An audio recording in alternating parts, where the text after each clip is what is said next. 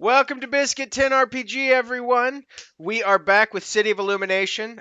We should be back with Red Opera next Friday, unless something catastrophic happens. I know that we're going to be down one player, but that's fine. I can make it work. I can definitely punish that player for not being here. It's my favorite thing to do. Just kidding. I'm a nice guy. Anyway, just a heads up. I just got the finishing touches done on First Gate, like legitimately this time. Edits are done. Second round edits are done. I just got the forward that I requested from the beautiful Pat Edwards, and I had little tears like a big man baby, and I'm not ashamed of it. So uh, he's a wonderful human being. So that's going to be get put in there. That's the last piece I got to do, and then I will get it sent off to the people who backed the Black Ballad. And once I get their emails, don't harass him, but I know who I need to contact for it, and I'm not going to say his name here because that's mean. But after that, I will be getting the files put together and processed in order to do the physical copies that will be available as soon as I get them in my hand and I verify that they look good.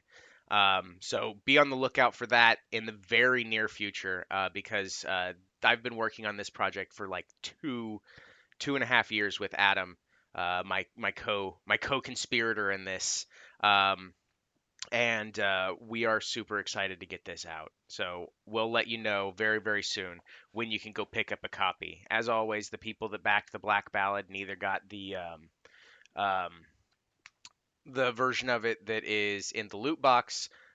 Or the physical version or the digital version that they actually purchased separately, you will all be getting a 50% discount off of the total cost that it would be for the print. So be on the lookout for that. I'll make sure that I contact you all with that as well.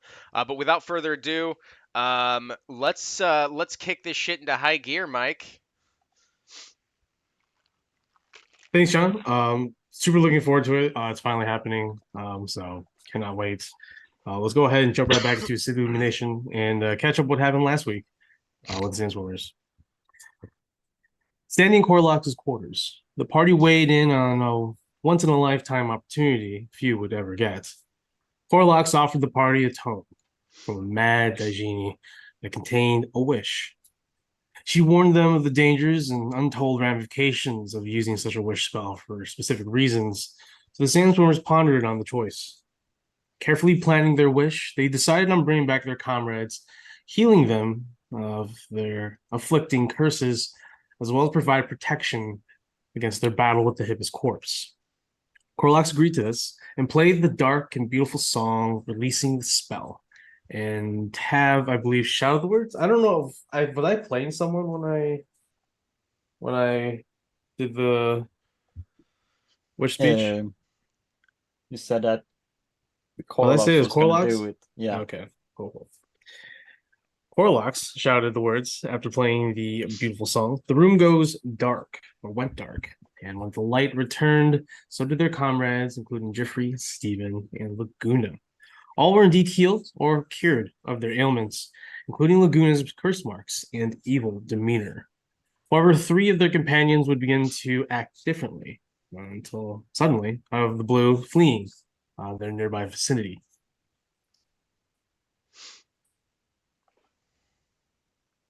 Stephen, Jeffrey, and Ismadia all had succumbed to a side effect of the wish spell and could not remember who they were or where they were. Each of the members would find and settle each down except for Stephen. Stephen had fled deep into the sewers of Abiamusa, and Tav was determined to get her boy back. Almost drowning, she eventually cornered the fleeing Dairat until she noticed Stephen in the light. The eyes, behavior, stench was not her boy. She had a sudden realization and knew that the curing of the curses had something to do with his Stephen, who was born from a cursed Derakul ghoul. With a heavy heart, the Sandstormer group collected themselves and prepared for the future endeavors. First on the list was for Sterling, and he was to meet with Father Telmic out in the Bay of Turgut. There he was met with him by him and his entire crew with love and gratitude. Inevitably, though, Sterling could not hide his curse. Talamek was stoic in his response, seeing someone who he practically raised and ordered out into this dark world.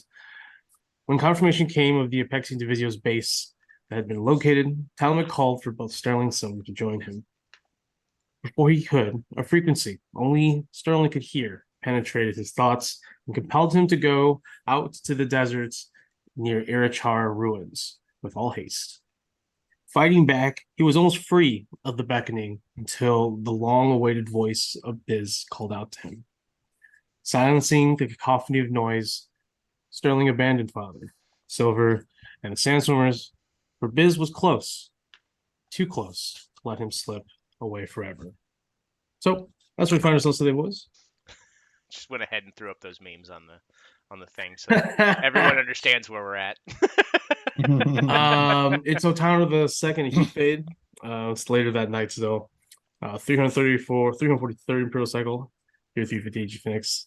It's actually Hey, yeah, hey, it's around Mike. that time. I got a quick calibration question here. Since we discussed after game last time that being an Oathbreaker, you can't be a good guy. So have I done enough to not be chaotic? Have you done enough to not be chaotic?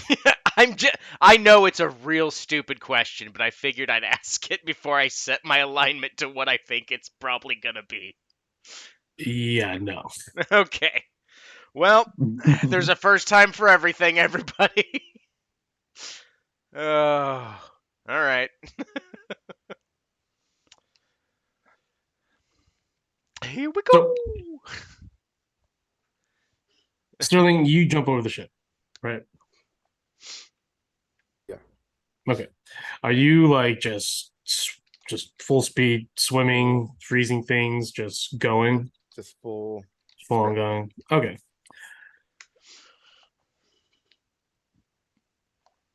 You carve your way through the Bay of Turget, slicing through the warm ocean water. You pass sailors, you pass warships out on patrol. They pay you no mind because you're going too fast, and eventually you just sort of lose focus, and the world around you just sort of meld into one bluish green color as you continue through the ocean, eventually leading to the river. The frequency, the noise is still loud and ringing, and it's painful. But occasionally, it varies. Maybe 10 minutes here, 20 minutes there, 30 minutes here. You hear the same call of Biz, which continues your drive to continue forward. It's in the same direction. You know if it's going to either of them, but you follow regardless. After a few hours, I need you to make a charisma saving throw.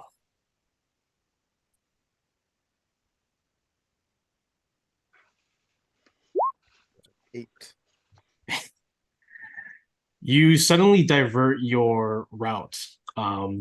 Using your icebound powers, you create a wall of ice to allow you to make a ramp onto the deserts, and you continue on foot. Well, rather, you don't know how you're doing it. Maybe this is the shard acting on its own, since the call sort of resonates more with the shard than yourself, except for Biz's call, of course. You sort of just simply watch your body take over. You're fine with it because the way mode of transportation your body is taking is very fast. It's created this light sort of this sort of frosty, very light, it's like a buoyant sort of disc made of shards of ice. Using the heat, I don't know. I'm not a scientist, but it's floating and it's going super fast over the desert sands and dunes. The frequency is now becoming overbearing, and you can barely hear Biz's voice. And this is already a day of you constantly traveling nonstop. I'll go ahead and make another charisma saving throw as you feel now you have some semblance of control and you're trying to figure out what's happening. 7. Got worse. Yeah. Try as you might, the hold over you continues to dominate. But on foot, it would normally take about 4 or 5 days to get to Aochar. It took you 2 days. Jesus Christ. You've passed numerous encounters, from sand dragons to a desert mob that vie too close to the region that contained giants and demons and dragons and such. You simply just Silver Surfer past it. I'm on a That's what she never-ending looked like. quest to save my boyfriend. My best friend.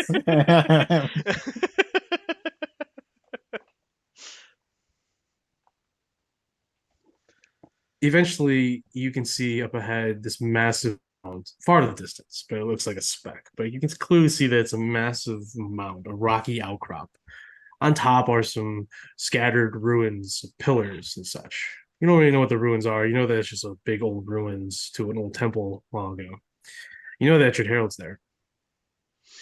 As you get closer, you notice that there is a sort of billowing smokestacks.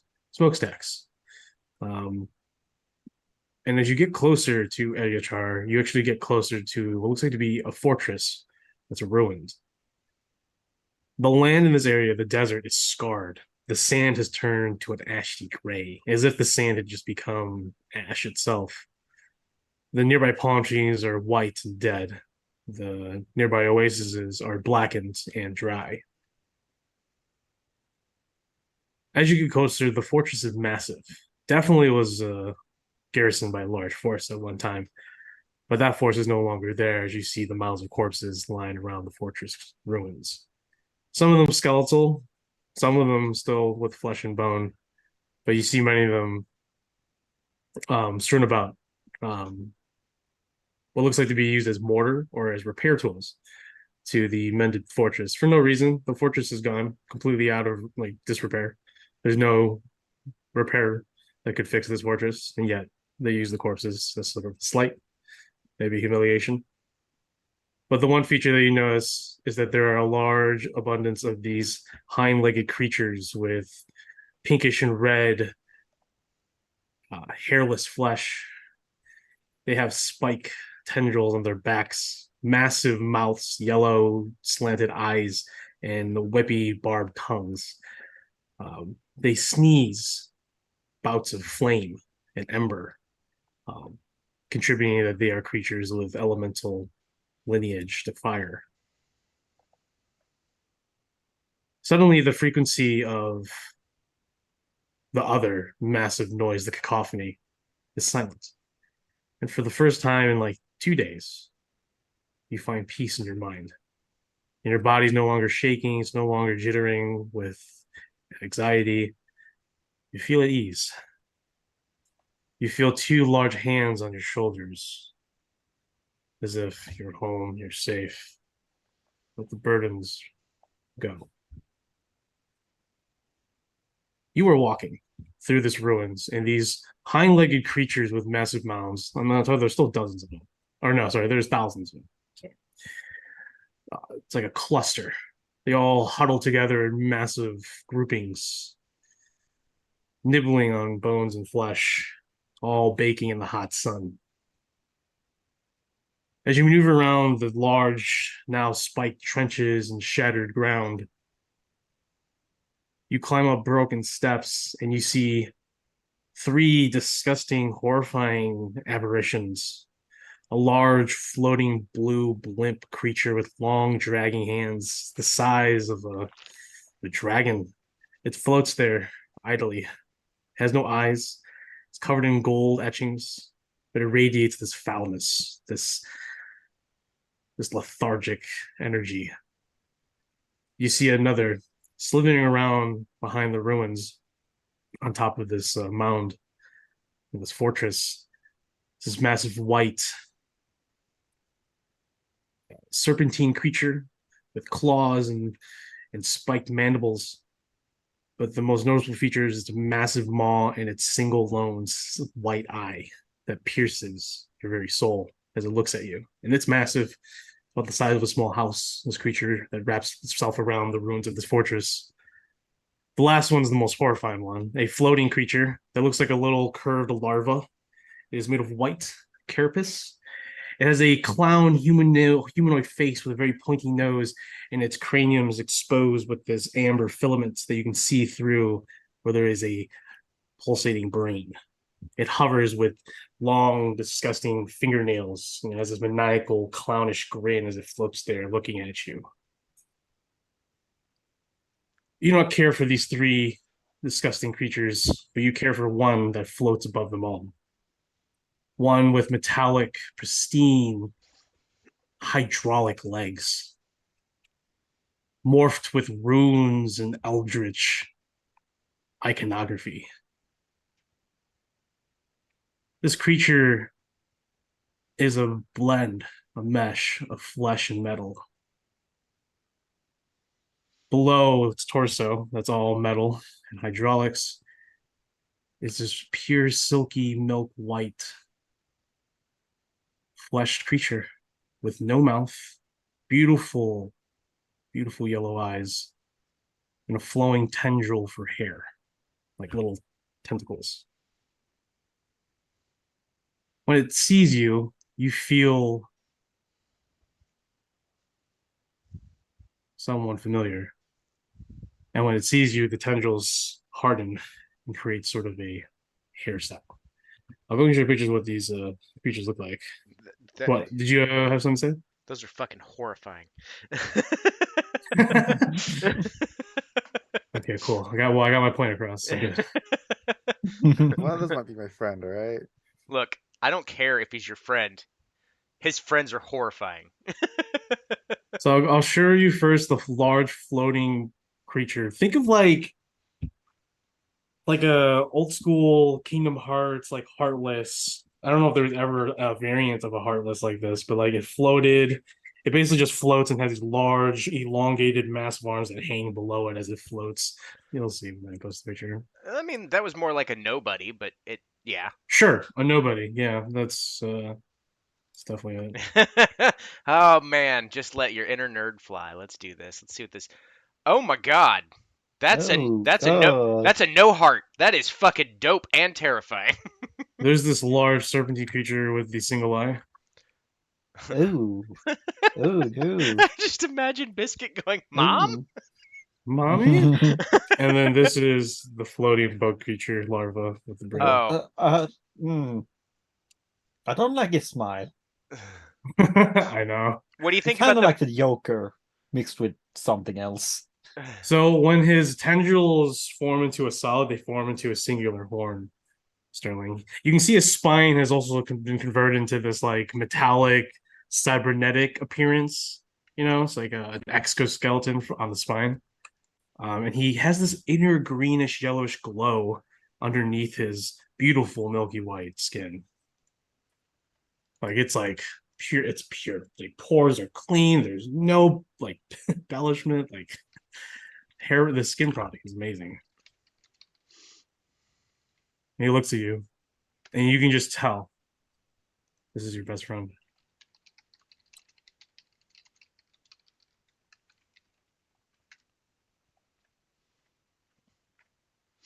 Okay. Sterling. He looks down at you as you continue to walk up the steps. He floats closer to you. And he extends his arms. You just instinctively extend your arms and you hug each other.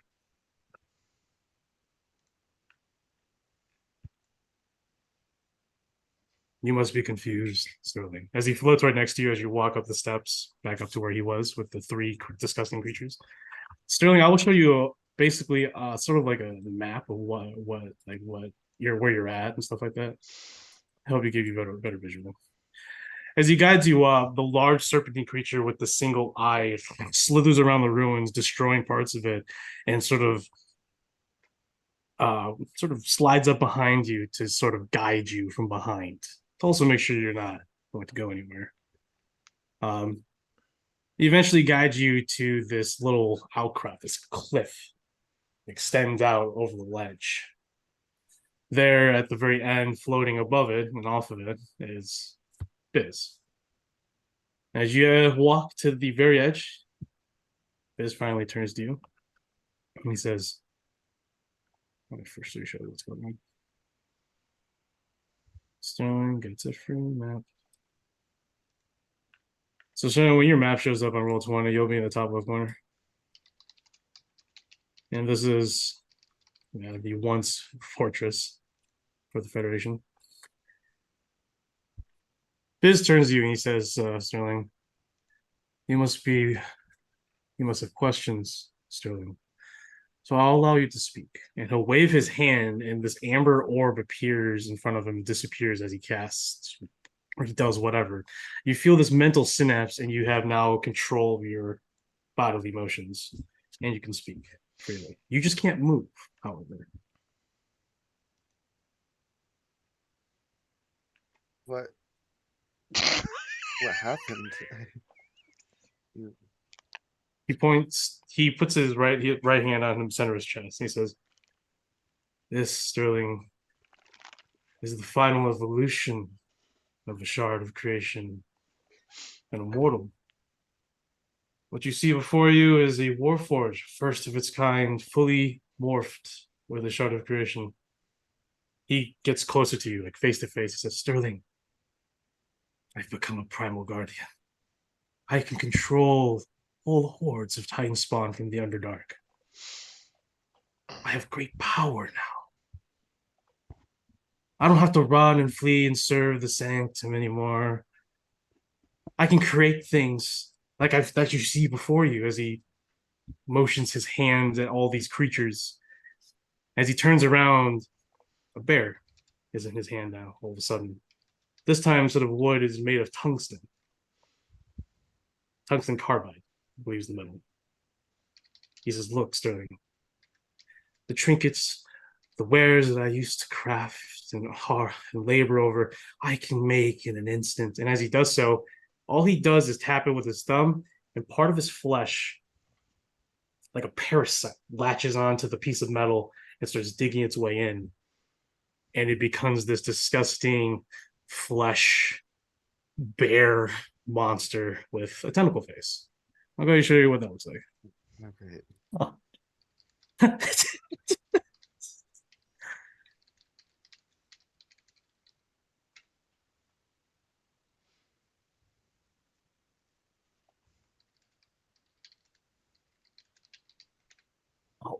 This now appears as the size of a bear right next to him, or right next behind you, sorry. Its tendrils further around, sensing the area, and then it suddenly lifts off and floats right next to him.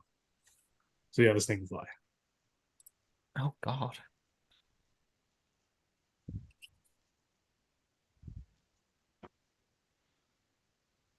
Sterling, you're at loss for words. What you want? Army? It's not about the army, Sterling. We can finally live a life free of judgment, free of worries and issues. We can create a world for our own now. And we can stop hiding who we are. We can become more. Look, perfect embodiment of both technology and flesh. This is what they're jealous of. The Etched Herald thinks that he can call the Titan spawns to him, call me, call you now. But he doesn't realize that I now have full control of this power. And I intend to destroy him and all of that work for him. And anyone else who tries to hunt us down, Sterling. You, me, Silver, that's all that matters. And now I have the power to do so. I see that you tried to as well. As he leans up close to you, puts his hand on your chest, and you feel this, your heart begins to almost burst as he touches you. Your shard is reacting. It is scared. you can feel that it knows it will be consumed by Biz one way or another. For that is the whole hierarchy of a primal guardian. It's to consume more power, become stronger, and become the better one.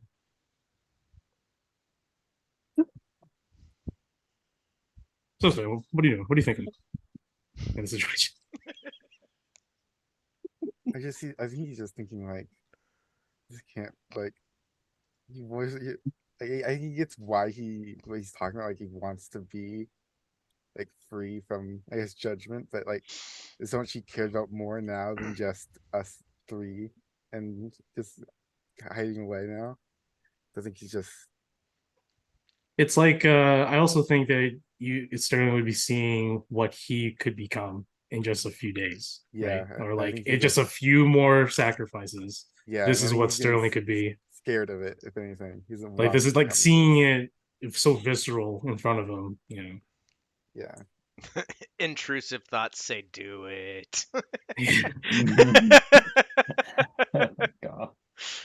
He's Obviously, I'm Ox, and no, don't listen to me. Biz places his both hands over your head, and you can see that he's trying to pierce your defenses. But you are pretty resilient thanks to your shard mind hope, thankfully. But it's not without its consequence. You can feel your body degrade and morph heavily. The changes, the constant flow of magic between your body and influences of primordial magic puts a strain on it. Though thankfully you have the shard of creation fully embedded in your body, the damage can be repaired, but it is still being done nevertheless. Biz eventually releases you, and he turns back over as you can see this massive horde of these monsters. He turns to you and says, Sterling, I am a patient friend. I know that you will see that my path can save us three. I am going to destroy the Edged Herald now, and you're going to stay here. You're going to stay here and wait for me while I go take care of the Edged Herald and while I go get Silver. Once we are back together, everything will be great. Everything will be perfect. it won't be that easy. He simply whistles, and the entire horde down below you, thousands of them, you in unison look up, turn their heads, and leave in droves and head towards Airchar ruins. Only a handful remain, just to keep patrol around. But the three main ones, including Biz and the floating bear tentacle monster, remain. Biz says, Sterling,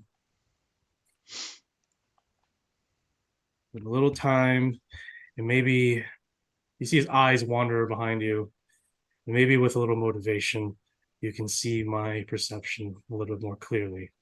And he simply just motions for you to step off the cliff, and you are about to, but you feel yourself try to hold yourself. Go ahead and make another dexterity or charisma saving throw. While he's doing that, I'm just gonna say the last person that said we can make this work was Ox. Don't listen to him, Sterling. Don't worry, I'm not Ox. Right? 21. 21. You failed by one. You need your max to get this. Had to crit to. You have to crit to get Oh this. Yeah. Jesus! You feel your shard embolden itself. You feel some sort of synaptic frenzy in your mind, and you sort of see in this electromagnetic sort of viewpoint try to control Biz, or at least break away Biz's control. But in that mindset, in that vision, you see his synapse. Your synapse is like the size of like a pair of large wings. His is like a mountain. His primal guardian powers are so exponential that you cannot take control over such a creature. But as you see him envelop you in your synapse, you do see a little opening in the corner. And you may not be able to control him, but you can escape soon. You just need a little time and him not being around. At least that's what your shard's telling you right now, as you take a synaptic shock to the brain, trying to break free, and you just simply fall off the ledge. And as you're falling, the last thing you see is the ground below you cascade and become this blackened hole of a megalodon maw, and it consumes you. As you're falling, you're hitting the walls, and you can feel slick tar. You fall for quite a bit until you hear a thud, and that's what we'll go ahead and bring to the party.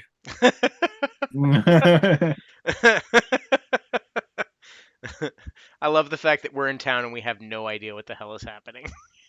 Just 2 days of like vibing and chilling. Well, Go for a no, while. obviously I wanted to obviously do a backtrack. I know. Yeah. I didn't want to break up that whole sequence of him traveling. In all honesty. Oh, it's all good. So we'll go back to the party. This is about 2 days prior. Silver had just seen what happened. She goes.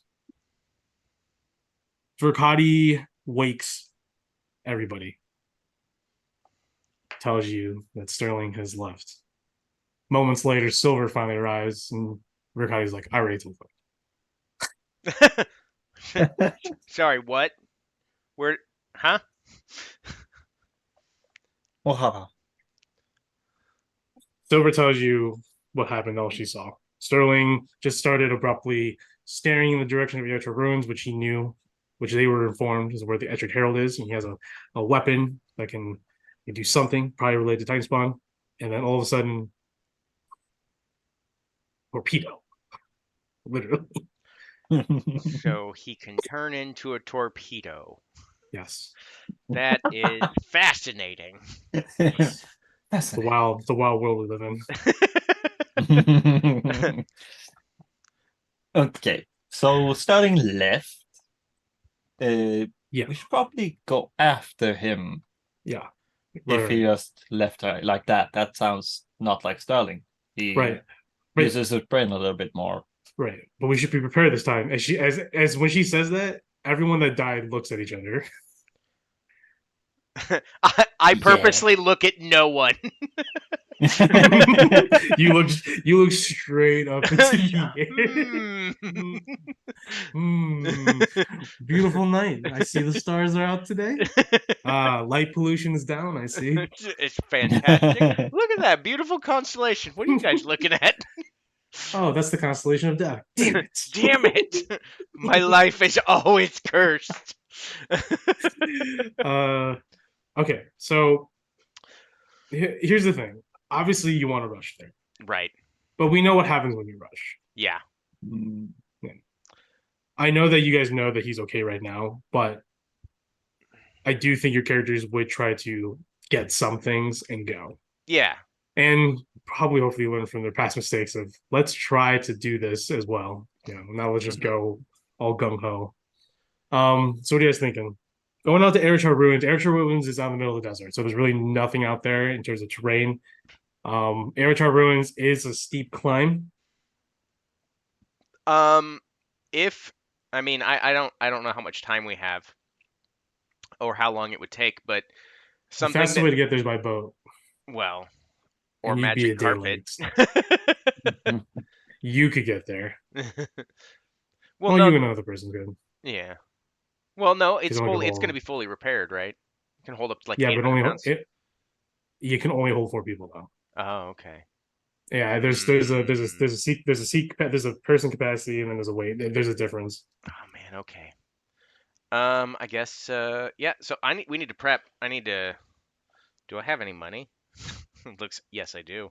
I need to spend I think oh yeah, I was gonna wait to get potions and stuff in another town, but we don't have time for that. So now I've got to spend a crap ton of money getting potions.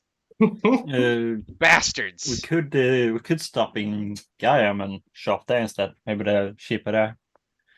You want to spend 2 days to go, and Nope. that's like a 3-day trip. Yeah, I'll just get Isn't potions it on the here. I know way? they're expensive. Oh, you want to stop at Gaiam? Yeah, it's on the way to Hmm. the ruins. Okay. Okay. Just a proposition, so we don't go to Kosorabi instead. because Okay, so on that's the fine. other way. Going to get resources is fine, but what are you guys getting specifically? Are you just grabbing potions? That's it. That's all you guys Yeah, getting? that's all I'm doing is grabbing potions. So then, what's the plan then?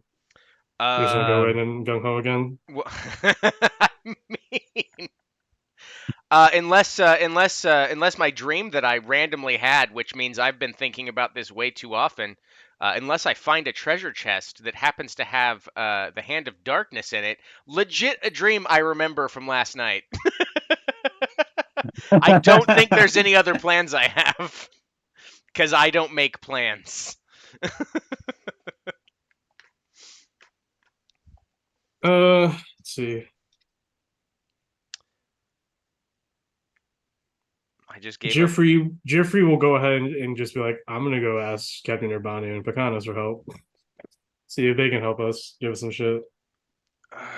Sounds good. Trying to think of, we have other allies, but I don't know.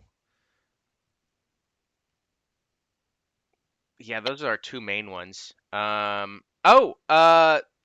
am gonna talk to Silver and see if they have anybody that they're willing to send with us to, or see if they have anything that they can help us with, since we are in fact chasing down one of their agents.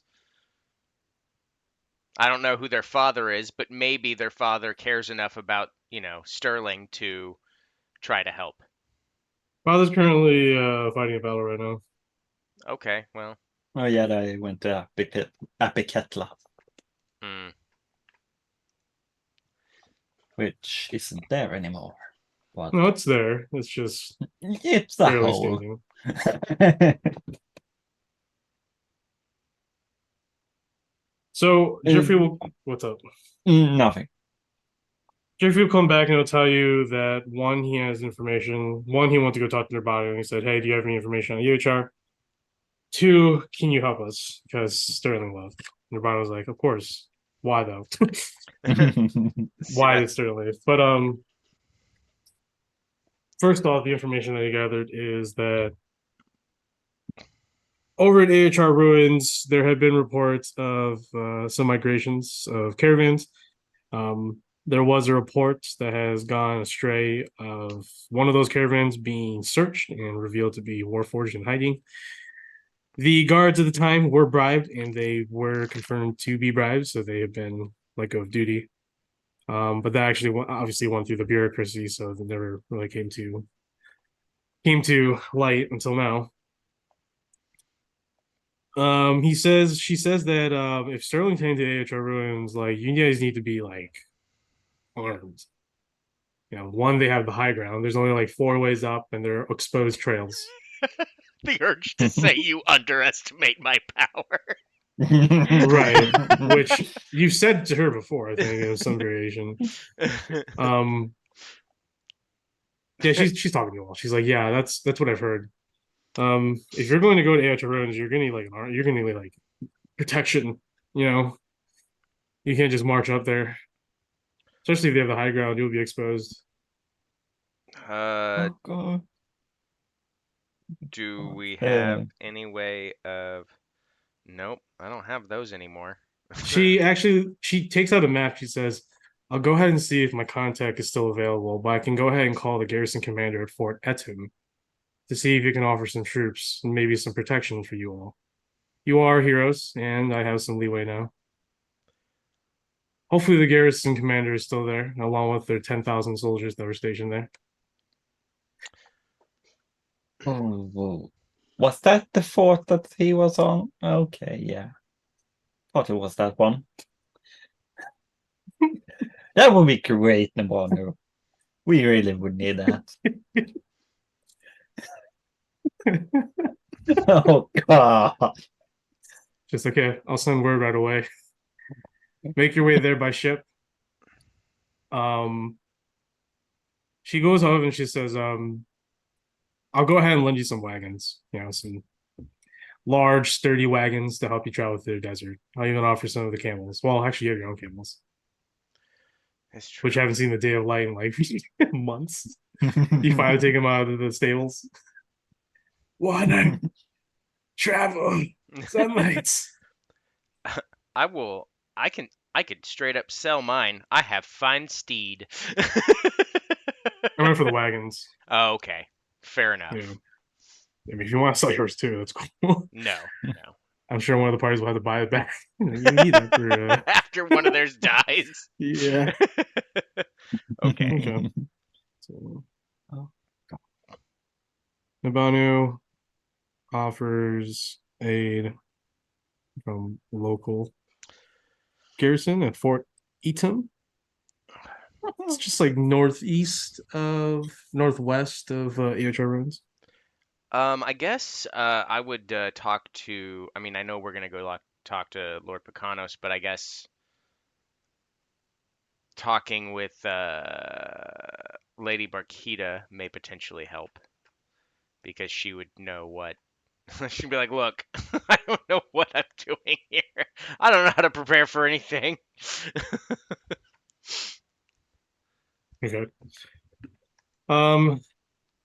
So that's what she offers. If you go and ask Barkita, um, she'll be like, well, we could use those troops from Nurbanu. Getting to AHR ruins. Ugh.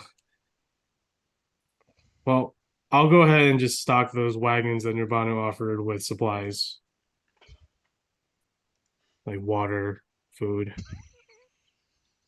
um, weapons, and armor. They will be needed.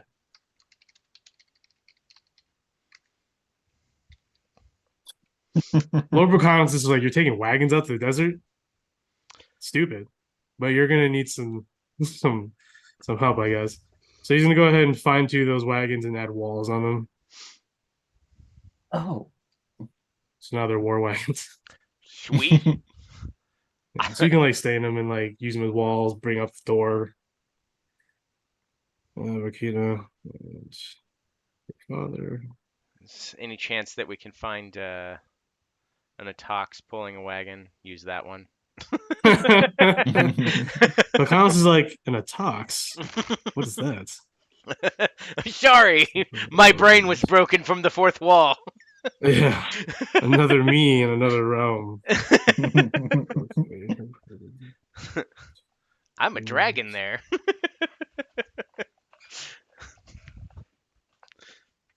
God. We're gonna have to storm. Fuck. Okay. Is there anything? I mean, I don't know. Man, if only. So for all your characters, if they don't have magical weapons and armor, consider them having +1 gear that you want them to have. Okay, Yay. So like +1 sword, a +1 armor. would have a sword if y'all had picked up the buzzing greatsword. Group it back. No. I will say that each wagon is gonna have a potion crate in it, with the gratitude of Lord Picanos. Oh, So potion crate. Each one contains 100 healing bombs, okay. 10 normal healings,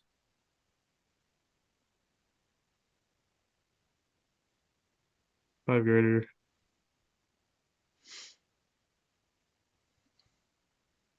3 superior, 1 supreme. Or just healing. Mm-hmm. So each wagon has 1 crate. Each wagon has 2 camels.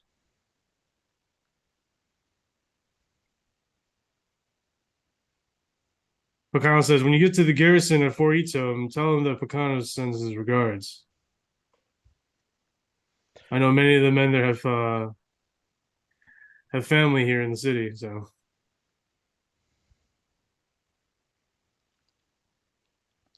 Understood.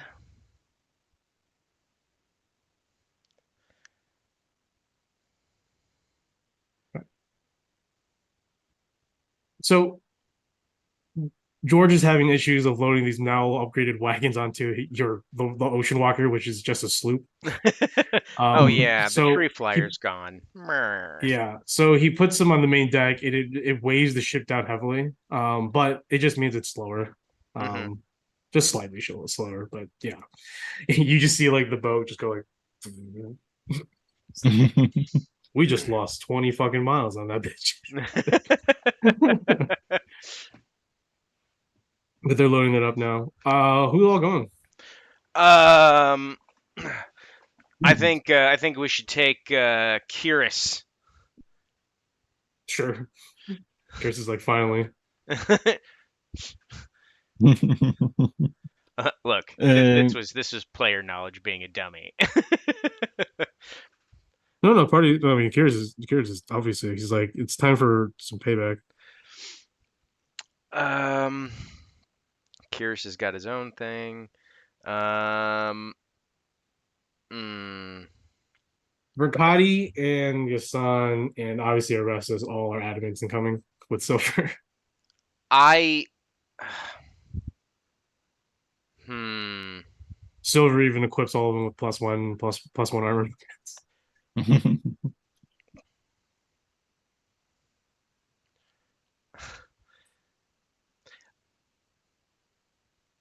I'm stuck between. Silver. I'm stuck between asking Lady Barkita and Bram to stay back, or bringing them along because I know that I don't know what she wants. So I'm gonna ask Lady Barkita. Is this something you want to do? Because this is potentially walking into death, more so than what we've already done. You've noticed that later or at that moment that her or Bram is talking with Bakanos and Bakanos is like, "What's going on?" So when you approach the conversation, Barkia is just like, "I'm coming with you," and Bram's like, "No, you're not," and Bakanos is like, "What is happening?" um, lots of stuff, sir. Bram looks at you and says, "Barkita should take off on this one, Cox." I was about to see what she wanted to do because I think that's probably best because I don't even know if I'll make it back from this. Barkita's already on the ship. Hi, Bram.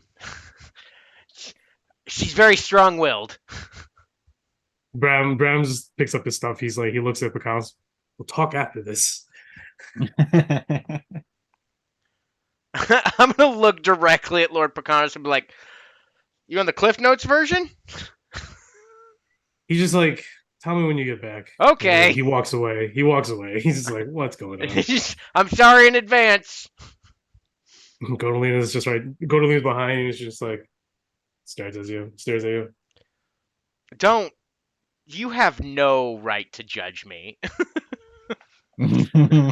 We've both made mistakes. She's like, all I'm doing is staring, Alex. Look, you are a celestial being. I feel that your gaze is just naturally judgy. You'd be right. She turns around. She's like, let's go get Sterling. Okay. So, who else is going? So all of Sterling people are going. Yeah, You're taking Kiris, yeah, and you're taking Barkita and Bram. Yep. Kamal and Narzan. Obviously, George has to go. Yeah. I'm just gonna look at Kumal and Narzan and be like, "You ready for another try at this?" Oh, and Laguna. Laguna is up for the task. You see that he is still not liked by the group. Well, not trusted. And he feels a little bit of he feels still like an outsider. He's down. He's obviously wants to come and join. Yeah, you can see that he still stays himself. We're gonna do bonding activities on the way. Sure. We're all gonna be friends. I'm tired of you guys looking at him weird. Narzan's like, it's okay, Laguna. If we die, they just need to find another wish spell. No, it would. Oh my god! It would be easier if Arx doesn't do wild magic. Then it's fine. Then we can bring it back. Tab, shut up. You shut. You shut up first. Tab, who you bring? Can I bring all of them? Yeah, you can bring anybody. I'm gonna take everybody. I'm gonna use my new Eldritch Evocation also. I can write 5 names into my book, and if any one of them hits 0 hit points, they pop up to 1. So Karlox, Gibby, Wusu, and Lorenza. And I have one more. Who wants to not die? Wow. Some squishy person. Do you have a squishy person that if they easy to go down? I look directly at Taff and go, look, if we go down, it's not because we're squishy. It's because we're out there making sure the squishy people don't get squished. Okay, we take Silver also. Yeah, he keeps it squishy. Okay, so what was the thing you just did? It's I need to look what it's called again. It's elitification, a gift of the protectors. If any one of those drops to 0 and not outright killed, they return to 1 hit point. So But it can only okay. Karlox, Busu, Kiwi, Lorenza, and Silver. Is Corlox But they- with us? Mm-hmm. Oh, okay. Yeah. My girlfriend is with us. Wow. That's presumptuous. I think you have a lot more work to do. But if any one of them goes down, nobody else can do it. It's a long rest. Okay. Okay, okay.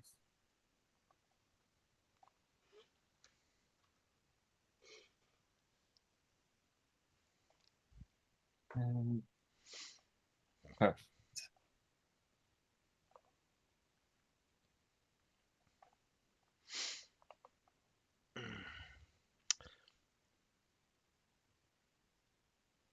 So I know that Narzon has the War Axe of Slaughter. Actually, no. Did I ever get a new weapon for Laguna? Nope. Shit. Okay. Well, I'm gonna give Laguna the War Axe of Slaughter. Uh, Narzon still has the Swift Tall War. Or not Narzon, Kumal, and then Narzon. Eh, I'll just give him a +1, whatever the hell weapon he wants.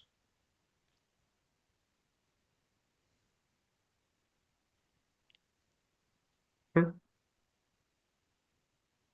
Okay. I just need to make sure I knew where all my shit was allocated.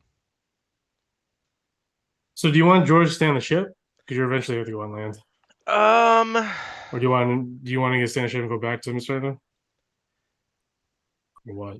mm, Or like stay port nearby? I would say stay. If you do, then Goldaria will stay on board with him. Okay, yeah, we'll do that. Okay, so Goldaria can stay on board with him.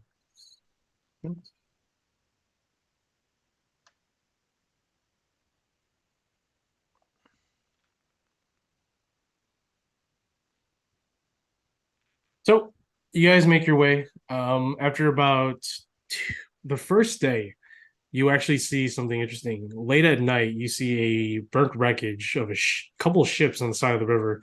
You see that there is a Federation Navy patrol sloop investigating, and there's a lot of torches so they can see what they're doing. But you can see from a distance as you're cruising by it.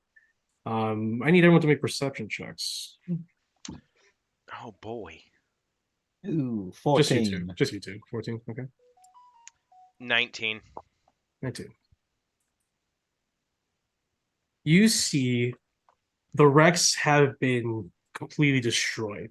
It's like something big ran right through them and then crushed them and then like chopped them up and threw their pieces everywhere. Looks like the Kraken's been working here. Just calling back to like a story that I got from my mentor. Yes, something. So on the second day, probably about midday, you find more wreckage on the side, and this is the coast that leads to the Asia ruins.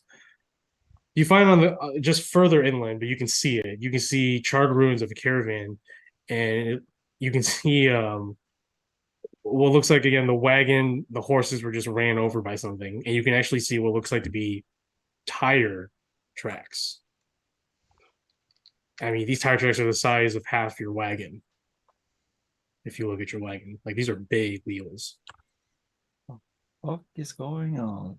You also see that there are like large impacting craters all around the wreckage too, like explosions. What? Fuck?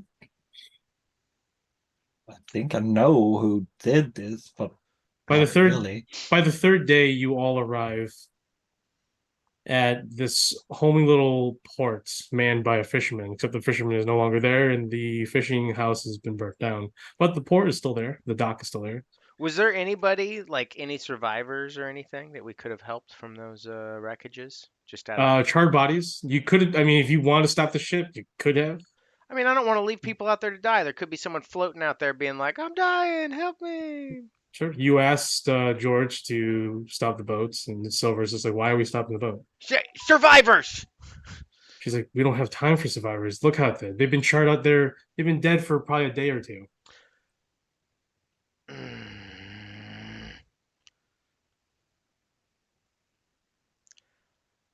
I just go. I don't.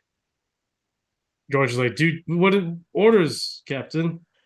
Just at least do a slow buy so we can just yell out and see if there's any survivors. All right. Still got to try to do good. I don't. I'm not gonna leave people Even out now, you don't have to do good. That. Shut up. So I'm evil for George, the right reasons. I need you to make a vehicle check. So it's just it's a D20 plus George's proficiency. Okay. Because he's big, he's bringing the ship in, which is already heavy, closer to the what'd you roll? I rolled a 1. Yeah, So so it's the not ship the ship runs aground. It gets Oh. stuck in the sand. I've got to Just stop having lick it. ideas. So you guys all have to get out with Curious to push out. So I need everyone to make strength checks. Yay! 3. All right, I'm gonna. It's so heavy. Yeah, it's because the wagons made it worse. 23. Okay. With that, probably after about 2 hours of just manual pushing, you finally get the ship floating again, and you all board. Oh yeah, you all board, and then you finally later the next day. So now it's the fourth day, probably around early fourth day. You make it to the dock. That's wrecked. That's also burnt down and wrecked. Large explosion craters lie the area. You can see the tread marks go out into the middle of the desert towards Aochar Ruins, but not really towards Aochar Ruins. It actually diverts farther south, as you can see in the distance. It's around 8 a.m. as you're standing on the docks, getting the wagon off. Mm-hmm. You guys gonna follow the tracks, or you're gonna go towards the Aochar Ruins? I'm gonna look. The last time I had an idea, we ran aground. So what do you guys think? I'm very worried about these tracks, but I think it's the actual Herald that has left them. I would think. It's not Sterling, at least. He's not that big, so that's out of the question. It's probably some Warforged based on the tire tracks. And I wasn't aware yeah. that Warforged came with tires. I mean, that machine, they not that they're machines, so they have wheels, but they probably have a machine with them to do something with. But we're looking for Sterling for the most part, and I don't know how we should find him. I don't think he went to the Etched Heralds. So should we head for the ruins and see what we find there?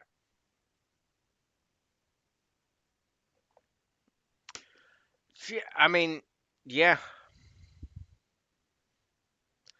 Let's. I mean, chances are, if that's where this where he ran, then that's probably the best place to start.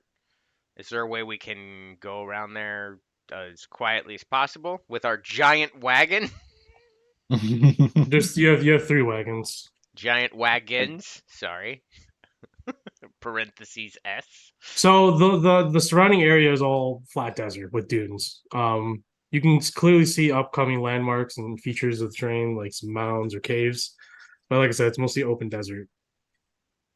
Um, there's no trail really. Even the tracks of the massive tired vehicle and explosions. It looks like they drive and still explode things as they drive. Um, that is fading away slow, like rapidly, or not rapidly, but over time as the wind keeps continues to blow sand every day. Hmm. Um, so you have a direction to AHR ruins. You can see the small little mound in the far distance, probably about a day away.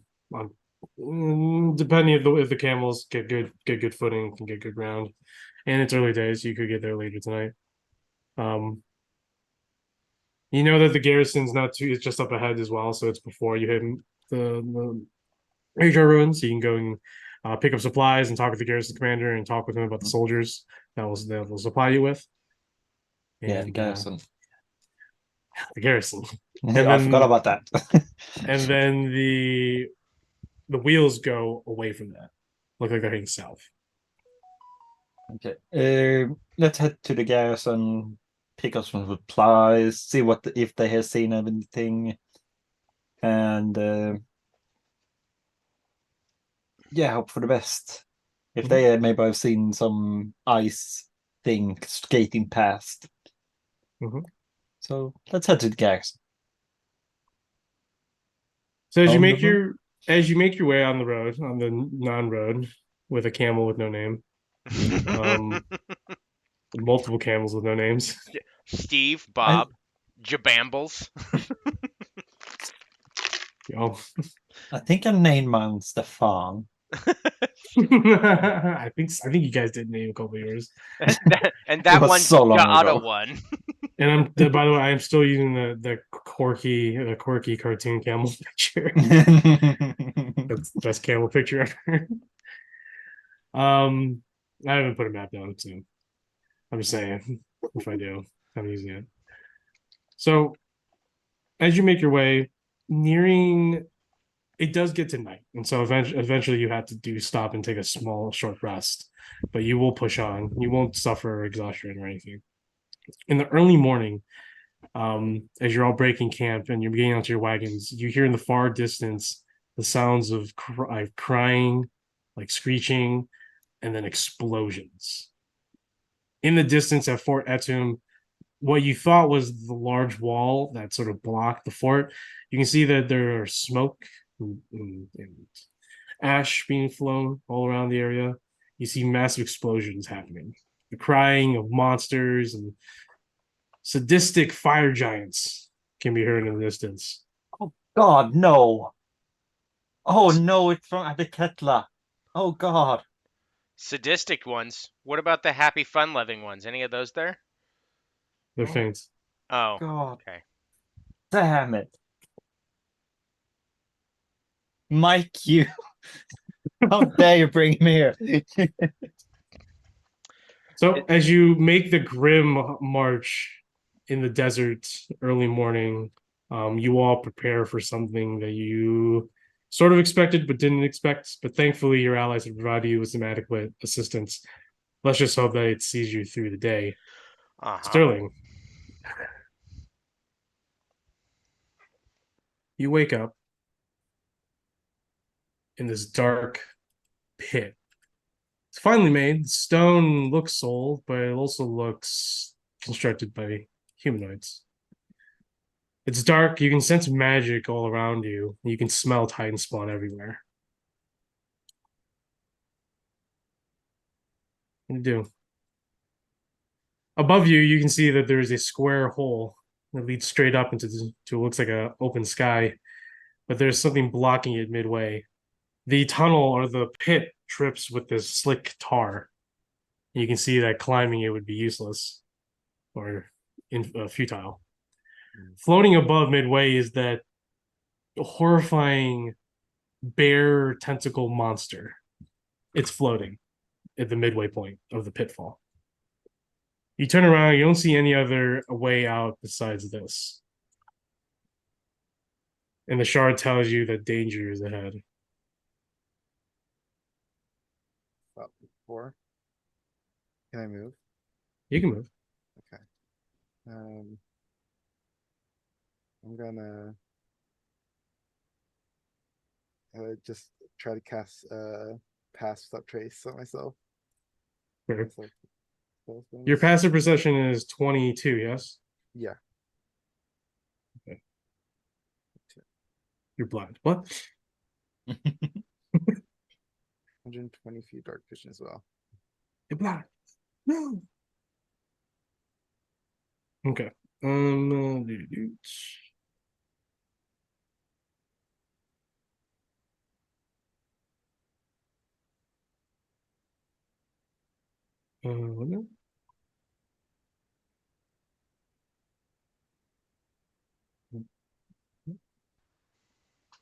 Is it here?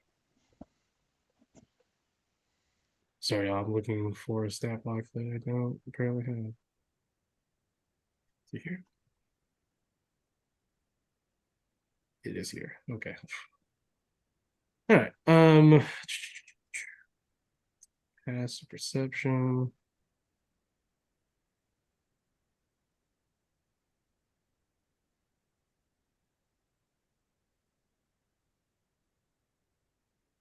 Ah. So as you look down the hall, your senses jart you in the opposite direction.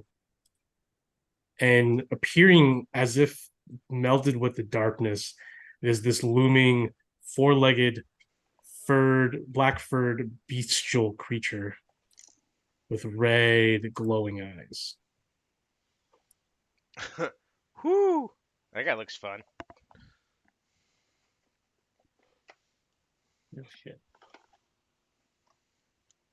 It stands about the size of a bear, a big brown bear.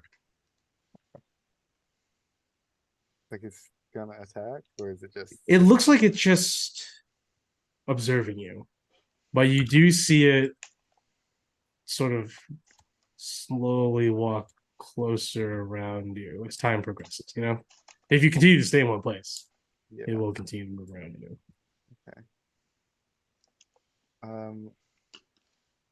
Do I still have my items on me? Yeah, you still have your shit on you. Okay. I'm gonna pull out my sending stone to Tab, I guess. Mm-hmm. Then I'm just gonna just like whisper in it, like, Tab, I don't know where you are, assuming you're all trying to tail me. You need to turn around and go back to Pacerna. There are things from not this world here, and I don't you're going to get hurt. And then I'll tell you who's gonna get hurt. My feelings, because no one thinks of contacting Ox first. because you're not gonna repeat it to anyone. As Ox looks down at his quote unquote sending stone, he suddenly realizes this isn't even a sending stone. Oh, that's why. This is just an ordinary pebble. That'd be funny. Do I get the message? Sterling, you need to make a. Actually, no. You did not get the message. Oh, fuck.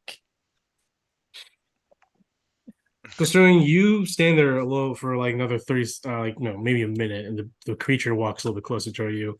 You see its hair stick up as it approaches. You get no message from Tav. Hmm. I'm You look at your sending crystal, and it normally is It's normally transparent. You see that it's clouded. Like there's something. It's like you see that it's clouded, and your only speculation is that maybe there's some sort of interference. Like Dish with rainy days. Like Dish, and there's a tree in front of it. Like Dish and the sun shining. bad connection. All right.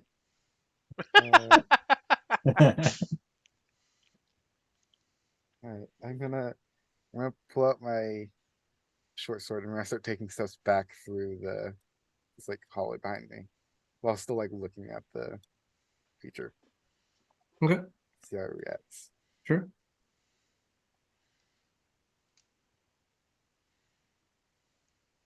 as soon as you cross the edge, it will go ahead and pounce on you. Oh, I'll go ahead and make just one claw attack. I roll another one. Uh-oh. And that misses as it just basically clips the top of the doorway. I will.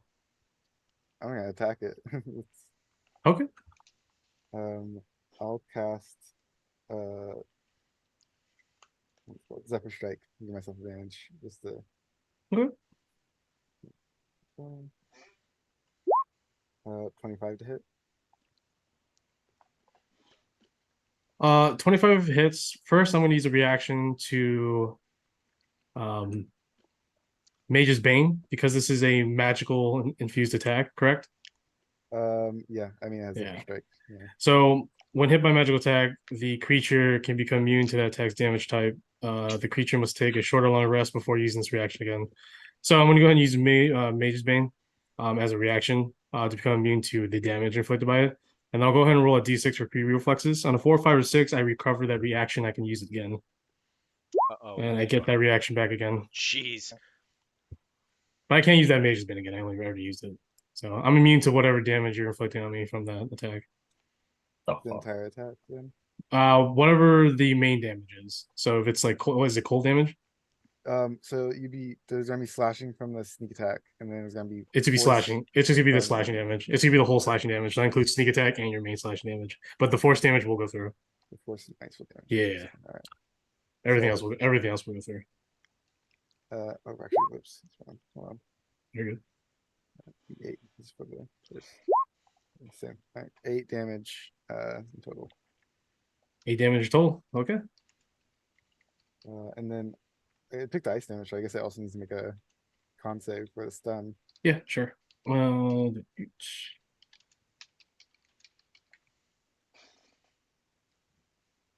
I'll say it doesn't have mag resistance, so just come on, save it.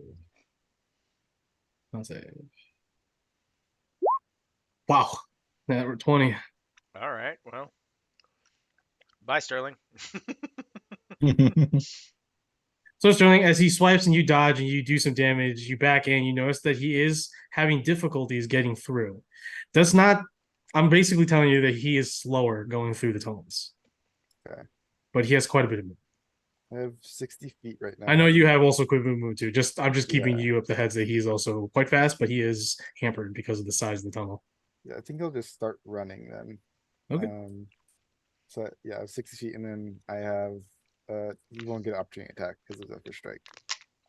Sure. Run.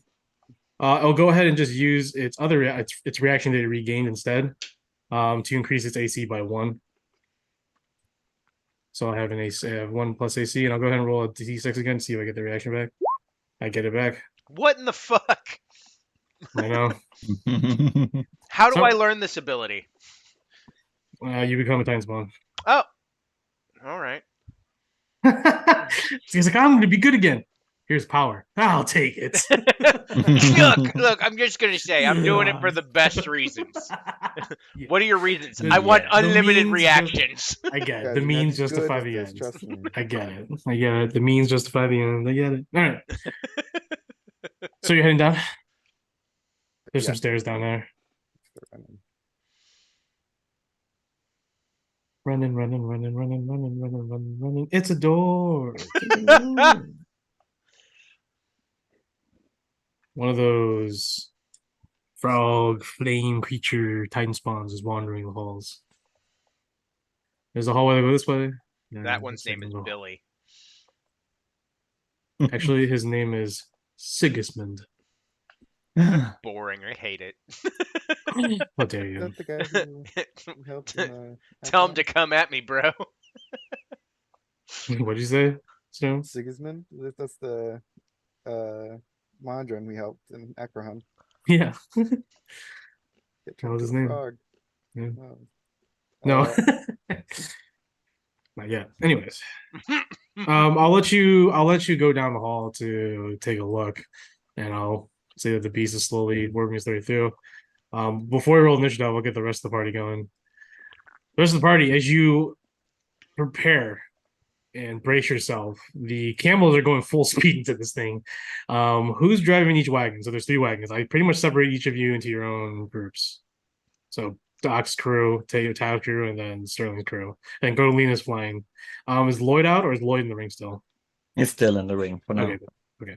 So Lloyd's in the ring, but yeah. So I'm assuming is someone who's driving these wagons. I need to have somebody. I I'm having Verkati. I'm having Gassan drive that wagon because he actually drive. I'm just saying he'll drive. Orestes is like, I regret this decision.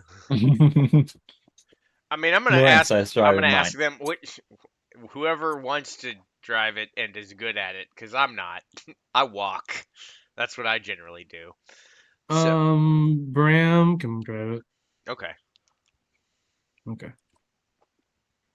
So as you near closer to the ruined, now devastated landscape of Fort Etum, you see that there is this noise of metal engines revving, flame bursting, cannons rupturing, and the screams and heart and bellowings of a fire giant, of like a pair of fire giants and Azers. Also, on one of the nearby mounds nearest you is this horde of blood elementals and something that you thought you would never ever want to see again. But you hear the 1,000 hummings. Bzzz. Oh no! Bone And skeeters. these red, bony, blood-sucking mosquitoes the size of giant cicadas, hordes of them, making red clouds, swarms over the nearby fortifications. And all we hear is bzzz, honk honk. Battle is ferocious here in this fortress. The camels are scared crapless, so I need all the people driving to make animal handling checks. What is this? Animal handling is wisdom. Okay. All right. Ooh, no. That's a 10. Okay. I gotta go. There we go. Animal handling check. I don't think he has any bonuses, so it's just gonna be. What is that? Is that a wisdom? Wisdom. All right, 11. So the camels are scared. For Cotty needs to roll. Can you roll for Cotty a animal handling check? If he doesn't have animal handling, it's just wisdom. Let me get his sheet out. I don't Thank have it handy. you. Riccati.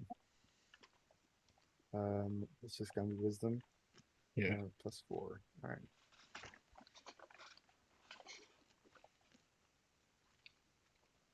Uh, 6. Almost a crit. Not quite. All right. All your camels are just gonna go full speed. Oh, perfect.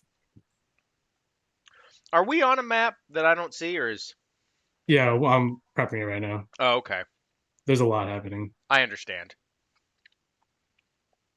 You will soon. I don't. Oh God. You know what? I take it back. I don't want to understand. I just want to be blissfully ignorant. Yes, it's probably best.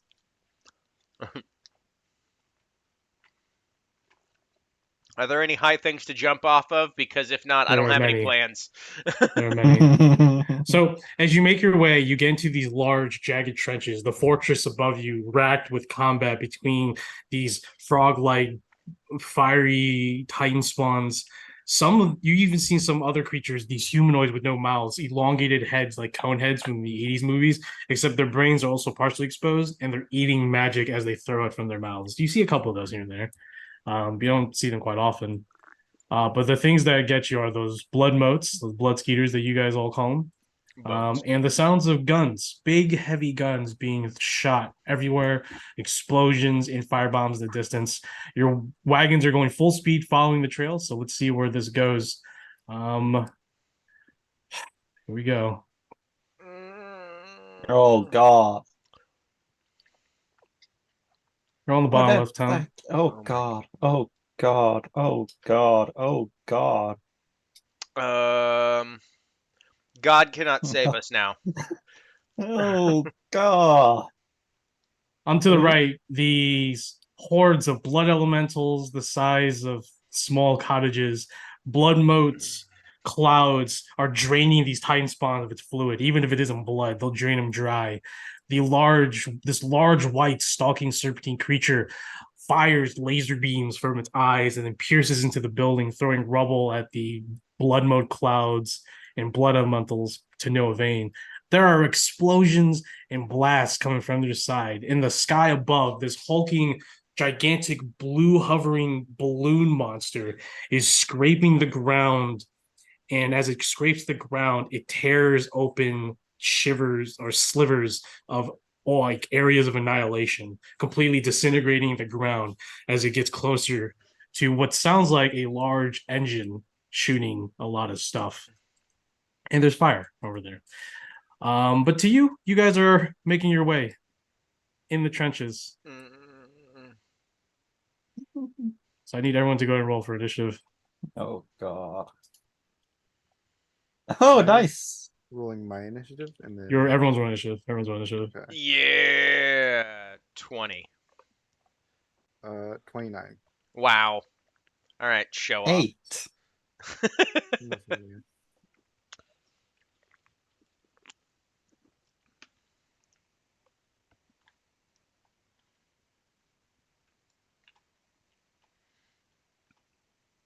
We're in the trenches, boys.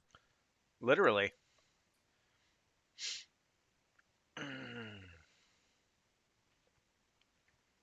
Boys. Sure.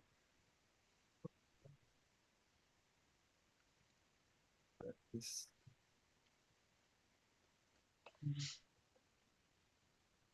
Oh, there he is.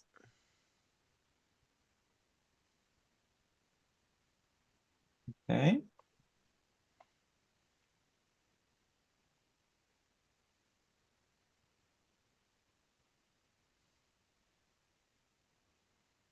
Circles, what the fuck?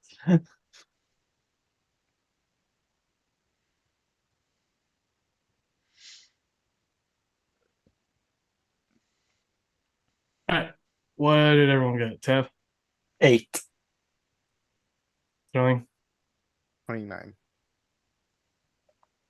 and Ox 20. 20, yeah. So I'll take control of your guys for now, Sterling, so you can just focus on yourself All for right. now until maybe you can reconnect. Maybe. We'll see. Maybe. You will be going before the Titan spawn. You do have a higher initiative than that. Trying to figure out Or where the hell Dex. we're supposed Dex. to go. Who knows?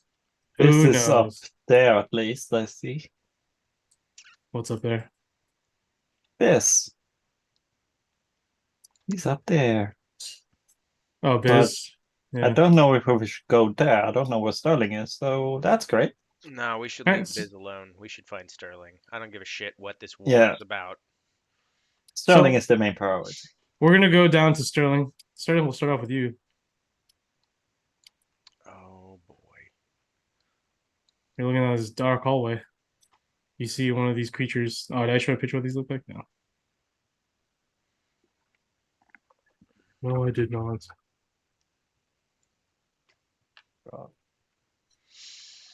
I'm Oh, Silent Wind. Okay. No! I've turned into something cooler. what the fuck? Use Gigasword. Gigaton. All right, sorry guys. Anyways, love you, Duro. Yeah, those are what those creatures look like. Those are like the minions, the vast majority of these monsters. I will. So, Stan, what are you doing? I'm gonna use my action to cast. What is it called? Long Strider. I give myself some extra movement. This Mhm. space. And then I'm gonna bonus action dash. This, 80 feet to, I guess here. I guess I'll stop here to see what's in this room. Cool. So, as you make your way down the steps, you activate a magical trap. Mm. Not surprising. Oh, traps. Got it. I need you to make an intelligence saving throw. As you activate it, your mind is racked with psychic lances That's my worst saving throw. Oh, 18 though. 18, you pass, so you only take half the results. Now you know how I feel with wisdom saves.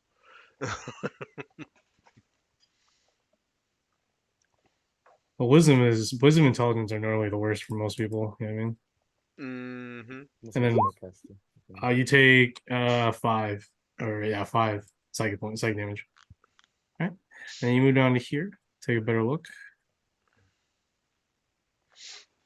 and it leads to nowhere. Oh no!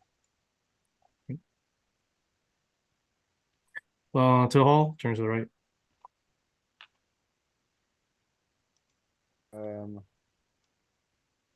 I will just continue forward to right there. Okay. As you make your way forward, you feel a tug on your heart, saying it's like the shard's telling you that you need to go this way. Okay. Just see this fucking one time. Goes wrong, might kill you. Okay. Damn! Ah! They betrayed me. Um, Anything else? no, I don't got anything else to do.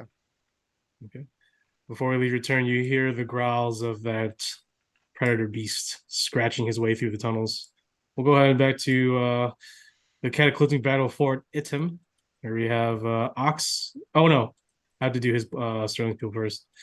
So Sterling Pupil is going to go ahead and drive behind. He's like honk honk while you guys stopping. Oh, it's not because it's not their turn yet. This creature's up here. I don't know, man. Do I? Yeah, fuck it. Verkade, I'm using Verkade to his best. So Verkade's gonna go ahead and leap onto the rock wall and start climbing. Secret agent. She's gonna go hold her action with her pistol. Any enemy that she sees like unidentified, she's going to shoot. Use a reaction to shoot her musket. Same thing with Gisan pistol, and Orestes will also do the same thing with pistol, just to keep the skies clear. Move on to Ox and company. Yeah. We're So the wagon's gonna. gonna go ahead and go full speed because they're Mm, scared shitless. that's fine. That's all I plan on doing. It's like, oh my god, Can we oh my try to? god. I guess we're gonna try to make it. Yeah, go towards the left. Yeah, so I need Bram to make a animal handling check. All right. 'Cause that's We'll see how that goes. All Come on, right, Mr. 16. Big Snake Man. Come on. Right there. Why would I want to go anywhere near that? You look so friendly. Look at you, got a He- big smile. So did that clown, but absolutely not. Also, why are my intrusive thoughts sound like Sterling? because I am your intrusive thoughts. Oh my goodness. Right. There's the wagon. Um, What are you guys doing? So that's Bram's turn. so none of us, I don't know, none of us have any ranged. So we're just gonna, if anything tries to jump on us, we're gonna whack them. Whack them. Okay. Cool. That's it for them. Time spawn. There to Save the day. Mm-hmm. Maybe we misjudged the Weird. situation. weird, but Surely they're our friends. They're They're gonna help us. friendly. let's go. Oh no, it's gonna go. Sorry, it's gonna go attack this blood mode futilely, but blood mode's gonna go ahead and fly. Fly. Buzz, buzz, buzz, buzz, buzz. You can feel the presence of some greater creature make its way over here. Hmm. Unless it's Sterling, I don't. Something's over there, but guess what? Nobody cares. Onward, camels. They're gonna try to defend this area, but also run away from the massive explosion caused by those people on the other side of the map. Hmm. He's gonna go ahead and burrow. Mm-mm. I like that. They're gonna run for cover. Oh, he's just gonna run and die. He gets Nice. blown up. They got blown up. He's on the ground. Almost dead.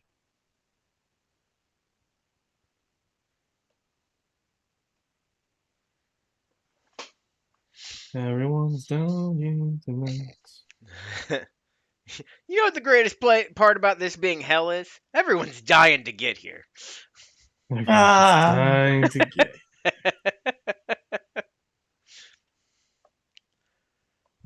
Yeah, I'll do the rest of it in minutes. And this is why I'm not a bard anymore. This creature. Ooh. That's this one.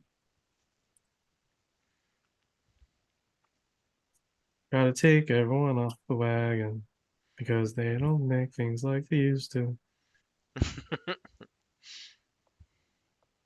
Okay. So there's a creature up above, looks down at you guys, and you're just like, don't you do it. Don't you do it, little. You're not. And then you just see Kamal's like, do it, just do it. I dare you. Jump down, we dare you. Everyone just immediately attacks at the same time. It's gonna go ahead. Yeah, it's gonna go ahead and jump down into the wagon.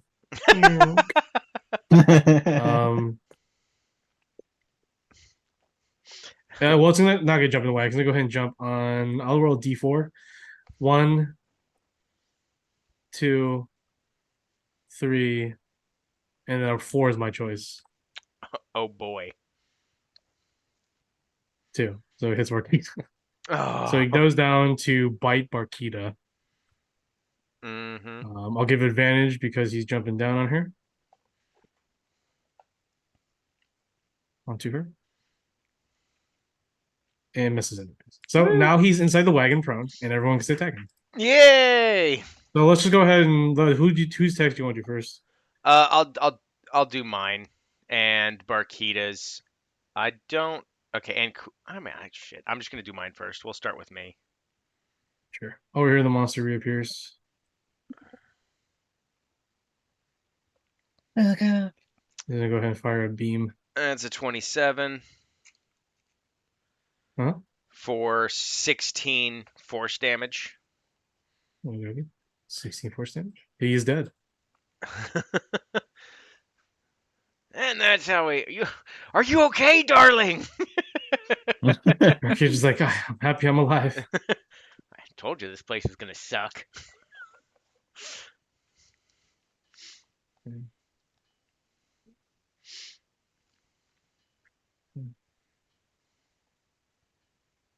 Rah, Fuck off. rah. Well, he can't. He didn't reach it. I don't like these guys. You should keep one, just like as a pet. He's gonna jump on to 1, 2, 3, 4. 4 on my choice. 4. I'm gonna choose Gibby. Gibby's gonna get bitten, or at least try to. With advantage, misses. Yay. Now you get a free. Well, you guys didn't have your turn yet, so he's just in the middle of it right now. Maybe it's friendly. Can we use an animal handling check and train it? I will call you Steven too. I just got that. Steven too. This one's not immune to curses. Let's go kill him and take him to that cave. His is gonna fly all the way to here.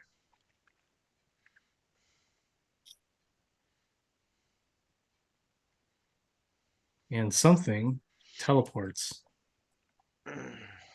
Ew. over here. I don't like the term something. Oh, someone is fine. It's eerie, I'm gonna but go ahead and float 45 feet into the air Oh. and finish its movements. And so go ahead and look down at Godolina, and Godolina's just like, what in Palor is that? I don't know why you're asking Palor. I don't think that guy created it. It's disgusting. Oh boy, it's that clown thing. It is disgusting clown thing.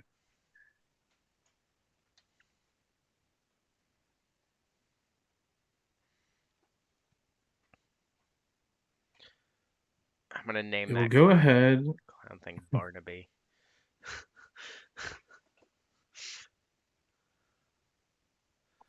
Barnaby.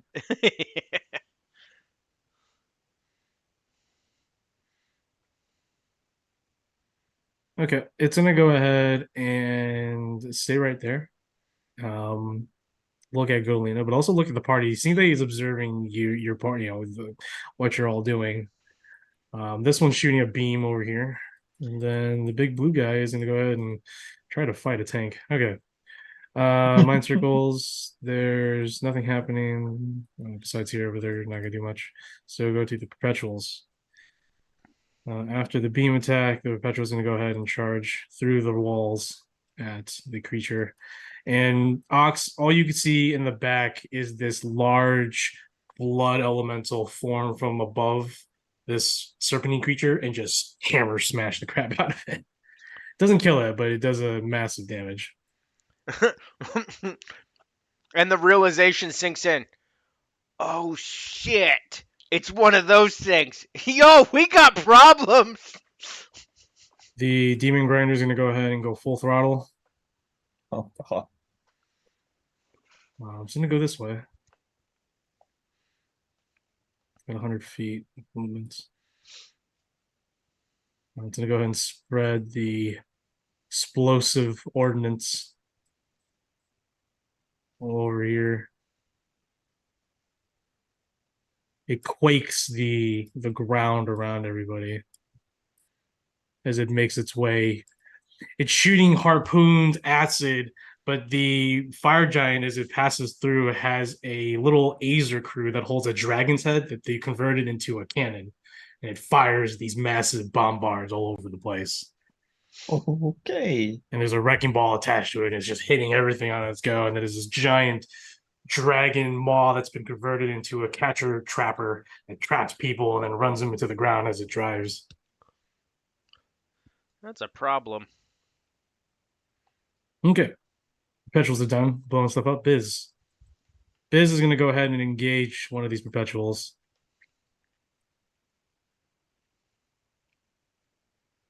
And he already starts off by killing 2 of the Azer crews. Tab. Okay. Let's start with the Givy attack and the guy who jumped down. So that's 18 plus whatever it is. So plus 9. So I think that hits. Yeah, it definitely hits. It's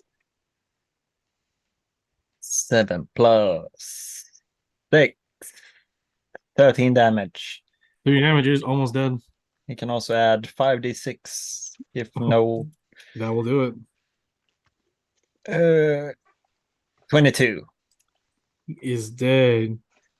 Givy slices him up and then kicks him over the wagon. Yeah. Oh. Yeah, Her and Lorenzo like high five, and Lorenzo lets go of the reins for a moment. Hold them. Okay, let's see here. Yeah, I'm gonna cast Fly on myself with a bonus action. How high is the cliff? The cliff is 45. Okay, yeah. I move 30 feet. I fly 30 feet straight up to begin with. 30. 50. Can I see the guy who's right there? Yes. Yeah, You I'm can see him gonna. floating above the ruins. Okay, I'm gonna Eldritch Blast him. Whoa, okay. 24. Go for it. 5 damage. No damage. 12 to hit. 12 does not hit. Fuck. And not 20. Nice. So that's 18 damage. 18 damage. He turns around immediately and he has this wily smile on his face, but it's one that's like, I'm going to kill you. I'm going to take your brain. Oh no. See, that's a problem for Tav. If he had said that to Ox, Ox had been like, fine, I don't use it anyway. Yeah. Lorenzo has an ability, so need to roll like that. And nope, that does nothing. And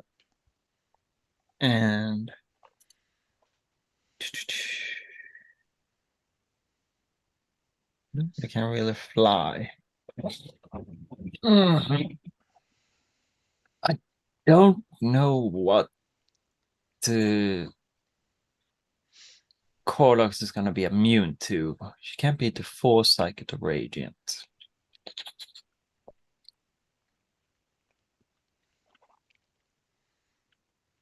What damage do you think these things do? Which ones? Everything, for the most part. I'm gonna guess that there is slashing.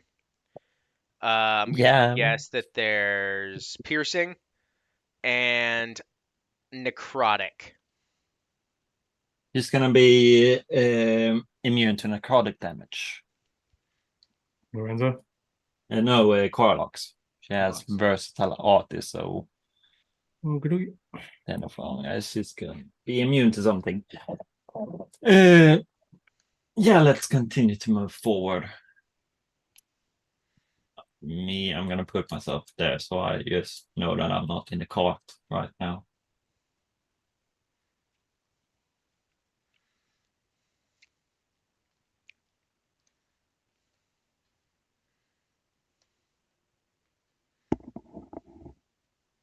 Okay.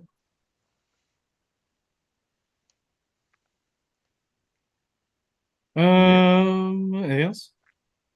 Yeah, yes, then continue to move forward. Oh, the wagon's right. Okay, so Yeah, the man. I need her to make a animal handling check. Yeah. Oh. Ooh. 6. Yeah. Not good, not good. Camel hits the wall up ahead, falls down. Oh no. Yeah, so you have a camel that's down. The other camel also falls because the other one just abruptly stopped. No, So you have Tim. two camels down. Stefan, no. Stefan. That's a weird animation.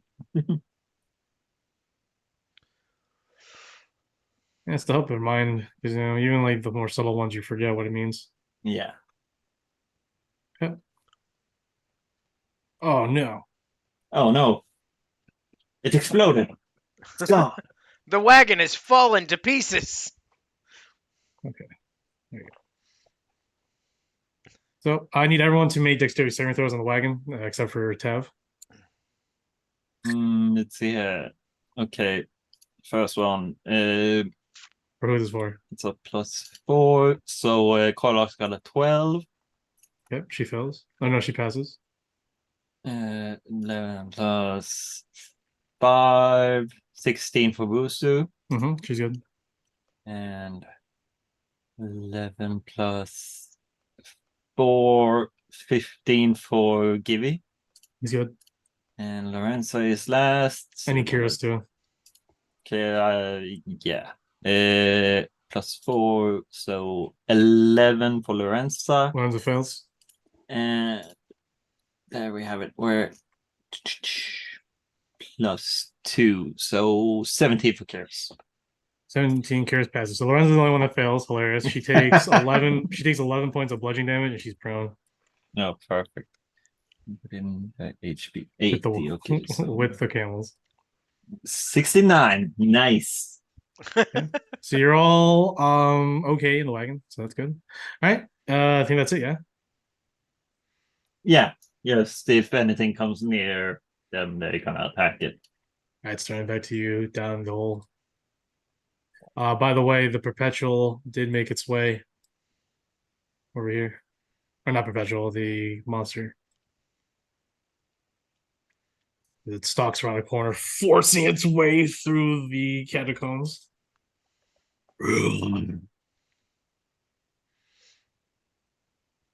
Gonna take a bonus action to run here. As you do so, I've trapped. Yeah. you activate another measure. Yeah, Nailed I it. thought about that for a second. Yeah. Oh no. You find yourself in the black void. To be fair, I think Sterling's freaking out because he's also alone. Yeah, It's really that's not probably it Sterling, too, honestly.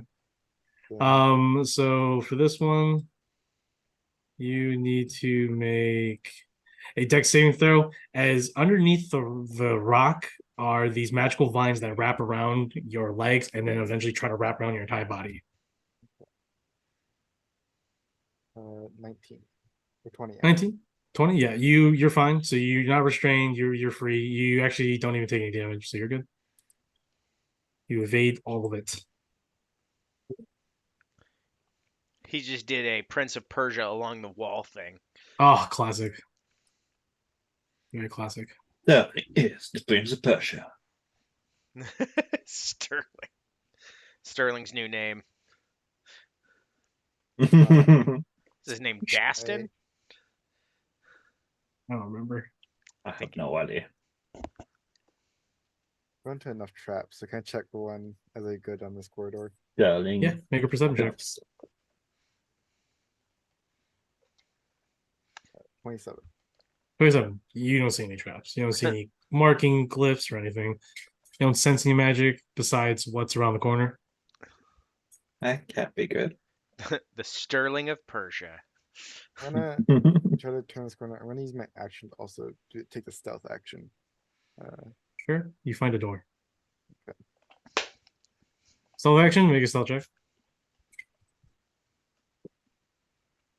I guess it matters. His roll is 30. Yeah, 30. Okay. Inside, you hear what looks like vines moving, and you also hear footsteps, like feet stepping on said vines behind this door. There is a dim glow of purple light underneath the metal doorway, or the metal door.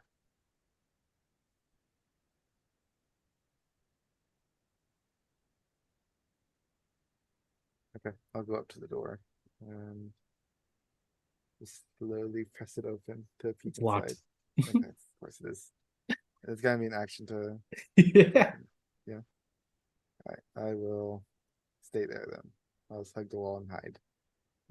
We'll go back to your crew up top surviving. Rikai's gonna go ahead and try to take care of this guy. I need Gassan to make a animal handling check because he sees that there's a wreck ahead. There's a wreck ahead. Oh no. You A want me to roll reckoning. that? Yeah, I want you to roll. I need you to still roll your guys' abilities because you have the character sheets. Here's just like, Roll. stop the wagon. Battle everywhere. +3.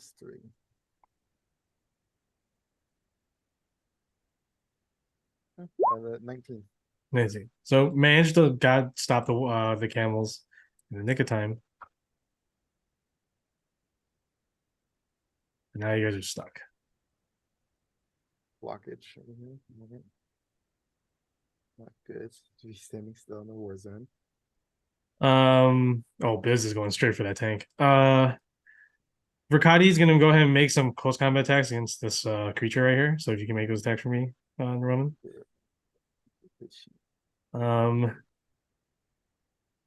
Sterling's gonna go, or Silver's gonna go ahead and hop off and help out. She's gonna go ahead and see Lorenza, and she's gonna go ahead and start helping her up. Not good. Like 11. To hit? Yeah. Yeah, it just misses, I think. Can I, I don't think there's a way to increase it now. Yeah, so just 11 and it misses. And he only has the one attack. So Okay. All right. That's it for Sterling's crew. Ox. I need Bram to make one more animal handling check because maybe he can finally get control of these camels.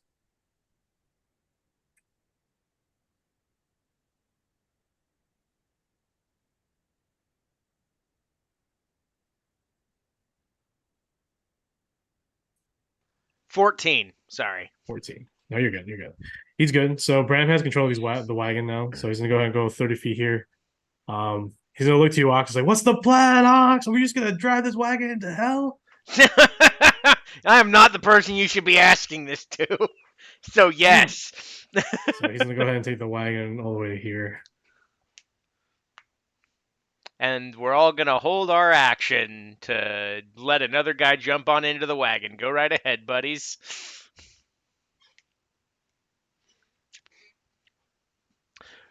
Actually, everyone will but me will hold their action. I see this dude over here. I'm gonna whiplash him with my blade. Okay. All right. We're gonna do it recklessly because why not? Sure. 15 probably doesn't hit. 15 definitely hits it. Oh, okay. No, Sterling just missed that last attack. Oh, okay. That is 8 plus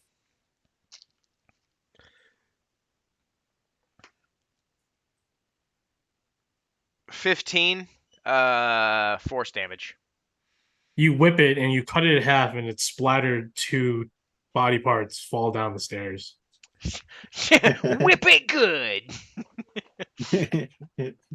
Sits back down. You see Laguna. You see Laguna, who's seen all this. You see a big smile on his face. Something that's somewhat disturbing, but at the same time, you know that he doesn't have that thing. It's probably just sort of like an instinct at this point. Uh-huh. But he's getting that the blood pumping again for battle. Yeah, that's my boy. And so everyone else is holding their actions. Mm-hmm. Okay. We go to the Titan spawn. The Titan spawn over here is gonna go ahead and I actually forgot to do Gololia's. I'll do Gololia's turn first before I do Titan spawns. She's gonna go ahead and just charge this brain creature with everything she's got. With her angelic wings, she charges with the bond or Oathblade. Actually, you know what? I'm gonna go ahead and cast spell. I'm gonna go ahead. She's gonna go ahead and she's going to speak in celestial low spirits, and she's going to wave her hand on her Oathblade, and she's going to cast Blade of Wrath, which creates this pure white fire in her free hand. Sorry. Oh.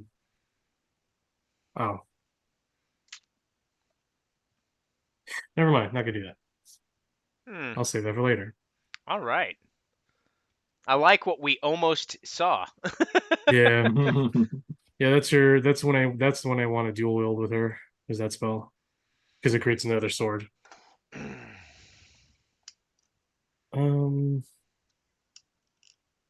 Yeah, she's gonna attack real quick. She's gonna first see what this creature has to offer. So as a bonus action, she'll go ahead and cast Blur.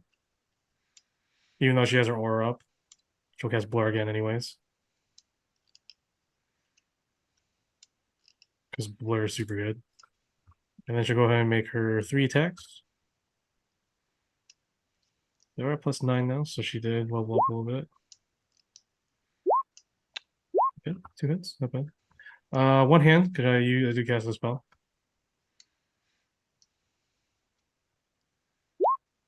So it's 13 plus 6. That's the 22. And then plus 8 radiant. 22 plus 8 radiant.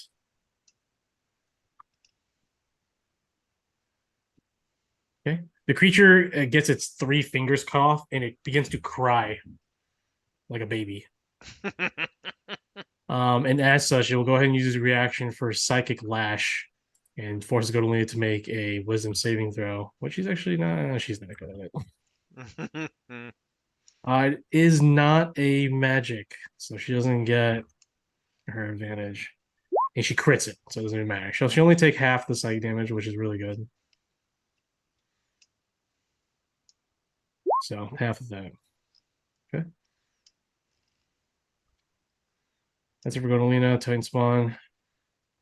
Titan Spawn's going to go ahead and disengage. And as a bonus action, teleport out. Using this tower, this little spiritual magic tower here. You guys don't see it yet, but when you get closer up, you'll see. You'll finally see what it looks like. And he's going to go ahead and reappear over yonder. Boop. Interesting. Blue thing is going to go ahead and continue to attack. But this time, the fire giant over here with the staff is going to go and cast fly on itself. So now we have a flying fire giant. That's a problem. Perfect. Yeah, so go ahead and That's fight that fine. creature. Ah, Who doesn't like a Uh, fire giant? no one does. No one absolutely does. The Titan spawns here are getting their absolutely butts wiped. As Well, their that's attacks kind don't of get their done. enemies. Everyone's their enemies. Anything that's not Titan spawns an enemy. And that's it for Titan spawns over here. He's gonna go ahead and try to correlate some sort of defense. So I'll go ahead and move on to the mind circles. They're gonna go ahead and summon reinforcements. Or spawn reinforcements. And Sterling, down where you're at, behind this door, you feel a pulse. And you feel the room quake, and you hear what sounds like monsters springing to life and them entering some sort of like bramble, some sort of tree.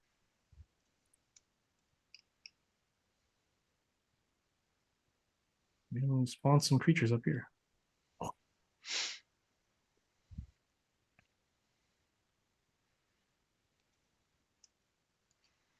Oh god.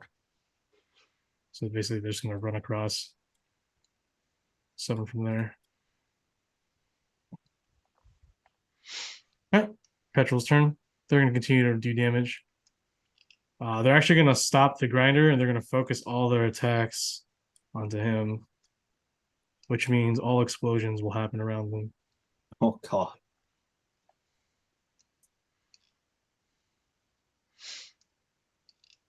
You just hear maniacal laughter from like all the fire giants. They're just like, oh, it's so glorious!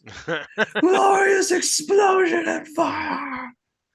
But there's one voice that sort of drowns them out. It's this feminine tiefling voice that just shouts out, where are the sand swimmers? And everybody on this side of the map gets real quiet.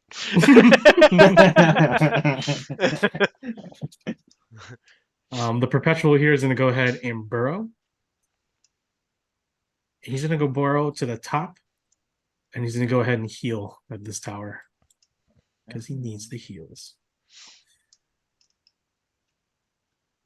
Actually, no, he's not going to heal. He's going to teleport. What am I doing? He's surrounded. Boop.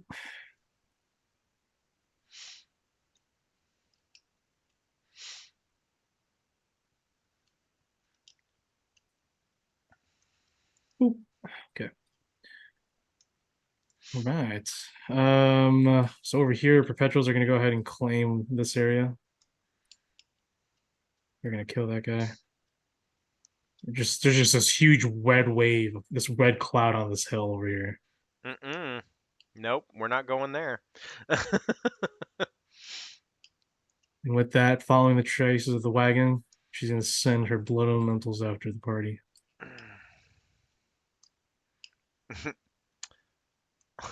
Wish Ox had the spell coagulate.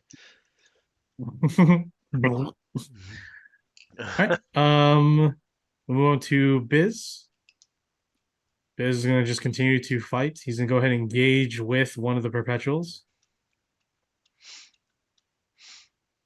Biz is going to go ahead and cast End Times. What? What? He's going to go ahead and cast. You know what, Sterling, you're on your own. I don't like this. He sees there's nearby corpses Bam. around the vehicle. He's going to go ahead and cast Detonate Corpses around the vehicle. Oh, So that's what he's going to do. Not to do much damage, but it does damage the Demon Grinder vehicle. But You're that's a going good on. person when they have an ability called detonate corpses. That's my newest ability that I need to learn. Tev.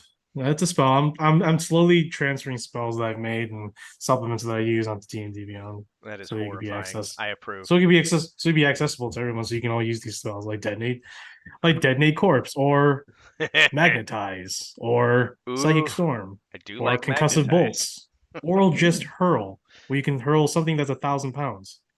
oh, that You could be a sounds giant, yeah, with magic. okay. Let's see. So she's gonna Yeah. automatically get up on her turn for free because Silver came and helped her. So Lorenz is up. Yeah. I'm gonna start by flying over to this guy here. Yeah, No, okay, okay. no, wait. I'm not gonna fly anywhere. I gonna use my sword's abilities to do some stuff. Stuff. Some stuff and things. I'm first gonna cast haste on myself. So I'm hasted. And then with my second action, because of that, I'm gonna summon Lloyd. Okay. Because he's needed. Is he? Yes. Yes. Yes. Please. Please, Lloyd. Please, Lloyd. Where are you? Lloyd's not coming. No. I'm not dealing with this shit. Bye. Peace. It's up.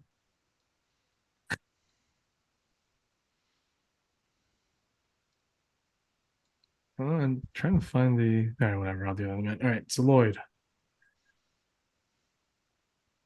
Hey, boom, boom. Emerging from your ring, Lloyd appears. Perfect. What is happening, Tev? I hear Hell. the smell of brimstone and fire. My Yeah. kin are nearby. You hear the smell? Hear the smell. You heard me. Don't judge a genie. Don't fucking question me. I have powers you cannot possibly imagine. I give you your powers. At least half of your powers. Then I'm gonna fly over and stand behind him there. And Lloyd is gonna fly up here if he can. Yeah, Don't I'm know sure he how has high movement. it is. Yeah, Oh, it's four. So up. So the cliff to the top here is 45 feet, and then it's another 25 feet. So 70 Okay. feet. or 30 feet up. He has 60 feet flying, so It'll be 10 feet below. So I'll say that. Yeah, I'll say he'll be 10 feet below then. okay. Okay. Okay. So now I'm on the ground here behind that one, so I'm just playing 1 feet. He is, yeah, that's perfectly fine. Yeah, so you can't see the magical thing here, or Yeah, any he of the, can't. No, he can't. He has to go over it or around it. and he can't see the enemies that is around here now. No, he cannot. No, okay.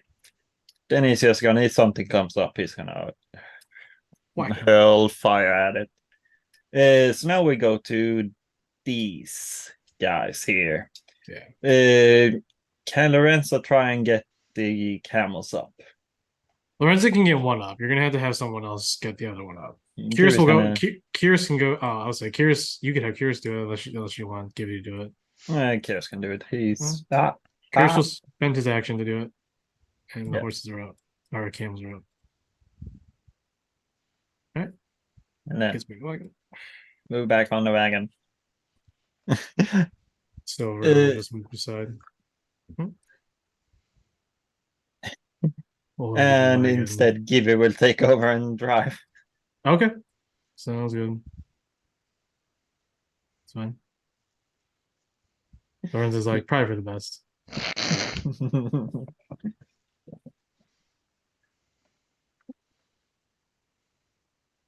Okay. Do you need an animal? No. It's okay for right now. Okay. They can see anything, they're just gonna continue there, and if anything comes near them, just chuck themselves at it. Hit it with So everything they got. Before we get back with Sterling and his company, we're gonna take a break. Alrighty. We're back in a bit, everybody. Gonna go ahead and put the mute.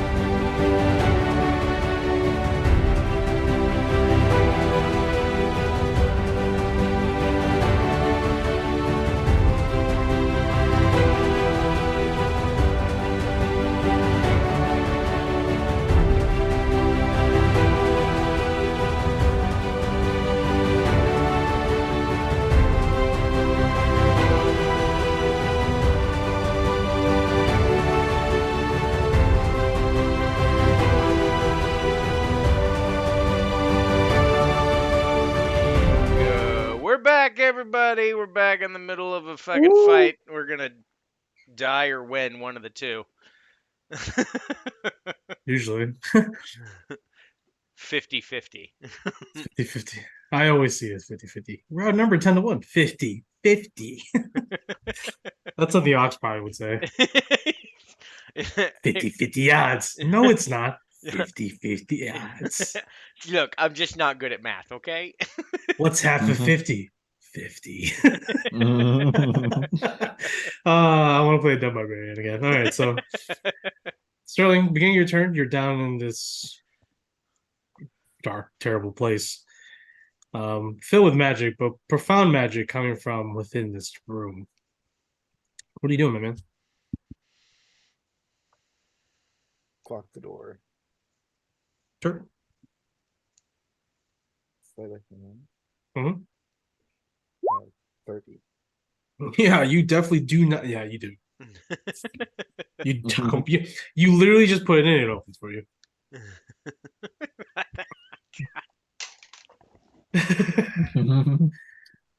So I'm a child. I think everyone by now who's watched this many episodes. um so you poke your head in, or do you what do you do? Yeah, I take a look at him. Wrong choice. No, I was kidding. You No, so- die. The price is Inside wrong, is- bitch. Damage. Immediately you notice that it's a room, and then as soon as you open the door, because it opens to the right on your screen, it opens up to another door on that side. But obviously the more profound item in the room is these large illuminated, or more so glowing vines and roots that protrude upward, or downward I should say, a purplish glass like burnt tree, but it's upside down. And it has this magical aura around it, and you can see that there are corpses of what looks like to be the garrison have been put around it. And it looks like it's what is like the main ingredient of a Titan spawn, is to infect any mortal with the Titan spawn curse, and it turns them into a Titan spawn. So, and they can use undead creatures too, which makes them more dangerous. There are two creatures that have their eyes closed, but they suddenly turn as the door creaks open. Two wide-eyed, singular-eyed creatures hunched over. Sterling, you know these creatures to be Nothics. Nothics are apparitions that have a paralyzing gaze, and one that can rot your very soul. You see that up in the ceiling, it leads up to what looks like to be tunnels. Or not tunnels. In the ceiling, there is a magical circle. Okay. Yeah, a lot to unpack right there. Do these guys look like they've noticed me? I would assume you only open the door just to see what's inside, and you did make a good stealth, so they do not seem to have noticed you. Probably take out one. Then what's the other? I think. Yeah, I'm gonna do that. I'm gonna just assassinate one. It's my target hand boom. Okay. So disadvantage. If you target this one, this will get AC. But don't really matter if you crit. I will. I'm gonna target the one closer to me. Just Okay. That's fine. Yeah. That definitely hits. so it's gonna take a lot. Hold on. Probably. How much does this do again? 3d10, right? Yeah. You tell me. I'm trying to remember. 3d10. So it's 60-10 plus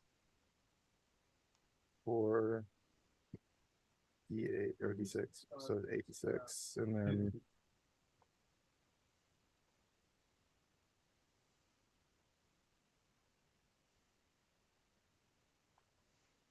okay, and then I think I don't have Hunter's Mark, so it's just that. All right. This is plus 6, so 102 damage. So You definitely killed it because its total HP is a quarter of that. It's gone. It literally like splatters on the far wall. There's just nothing left of it. The other creature on the other side is just like, Earl? uh-oh. You might want to run. I will. I guess I have another attack. Sure. Might as well kill him. Might as well. Might as well. 23. Yeah. Um,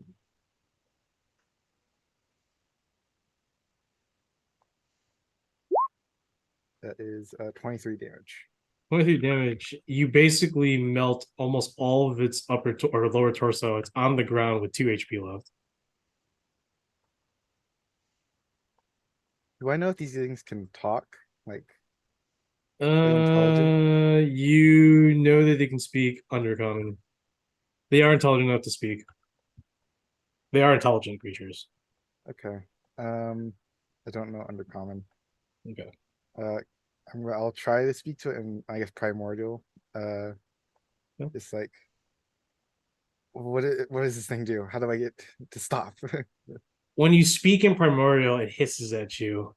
You can see that as it's bleeding out. You can see behind it there were scratches on the wall, like it was trying. It and the other creature were trying to get out.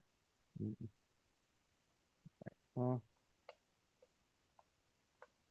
can I just start moving the bodies around the middle out from it, like away from it?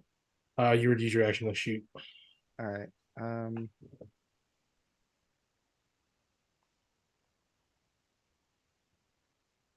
I'm just gonna, yeah, I'm gonna, I guess,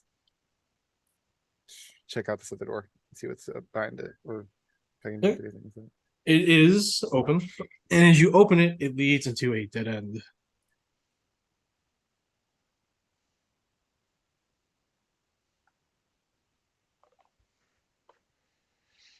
Okay. Does the shard, it wanted me to go this way. Does it know anything about what's going on here? Yeah, it's telling you to destroy that. All right. I'll just stay there then and wait. We'll back up top.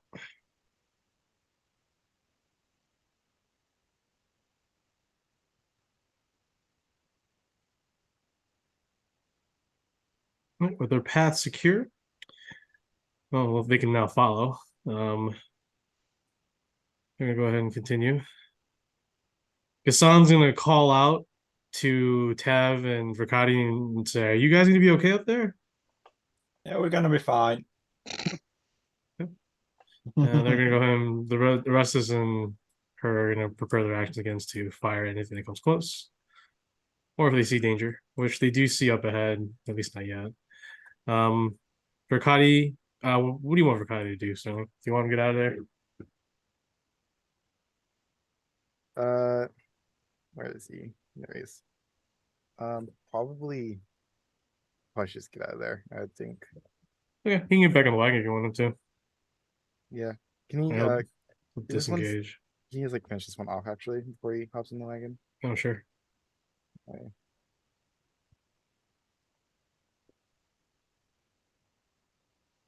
Actually, no, he's not gonna go to the wagon. It should be a 22, I think. It definitely is. Okay. He's a pretty good sneak attack, if I remember. He's, I think, better at it than me. Yeah. I think it's like definitely. 66, right? Yeah, 66. And then okay. He has a prodigy. Better than me. All right.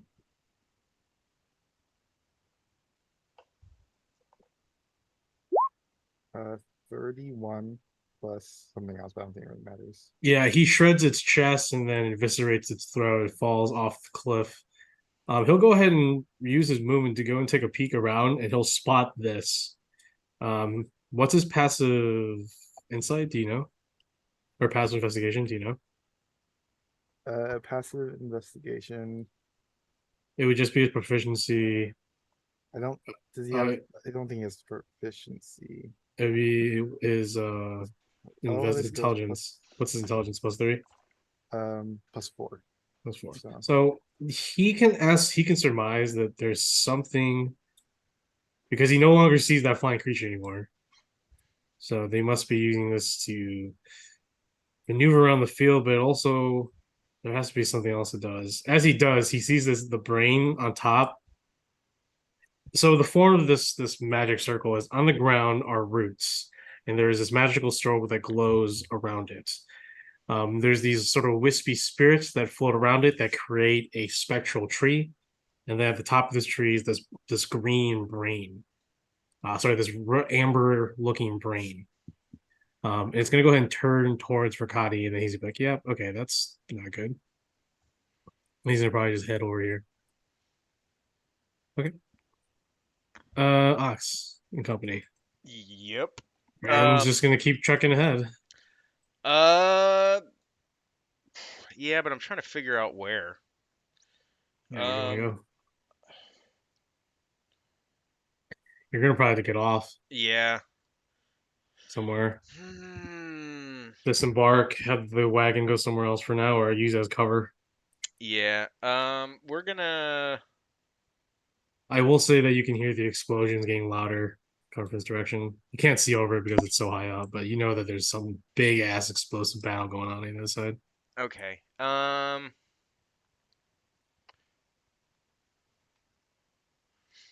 Hmm.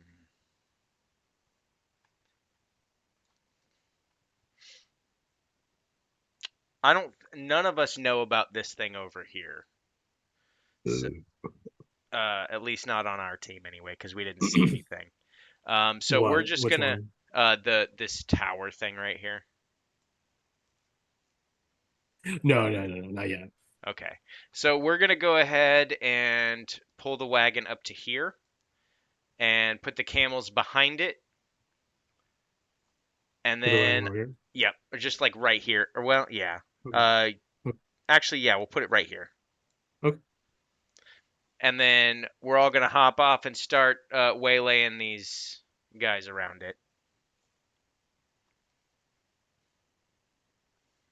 I'll just put you on the wagon, and then you can move them wherever you want them to. Okay. Yeah, there you go. You have them where you want them.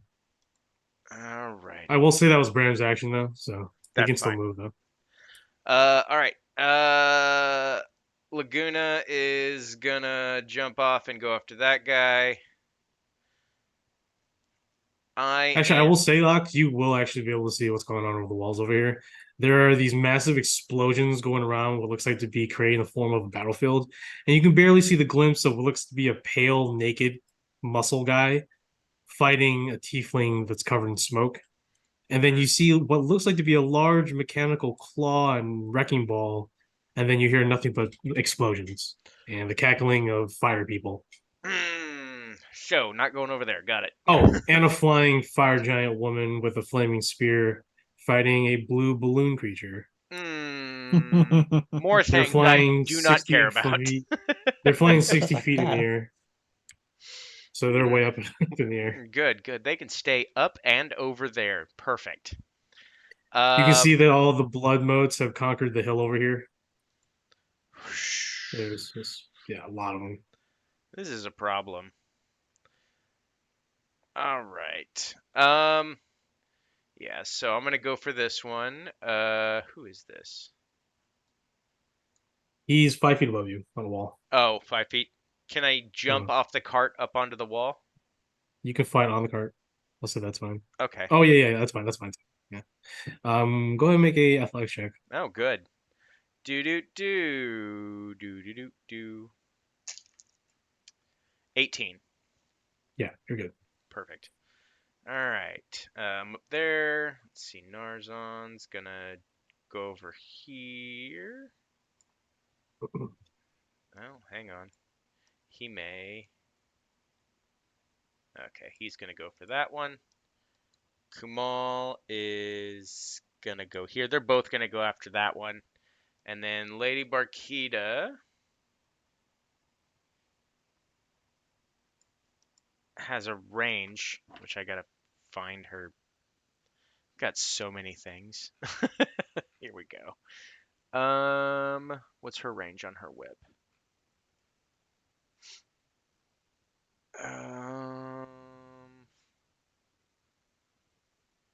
10 foot. Okay.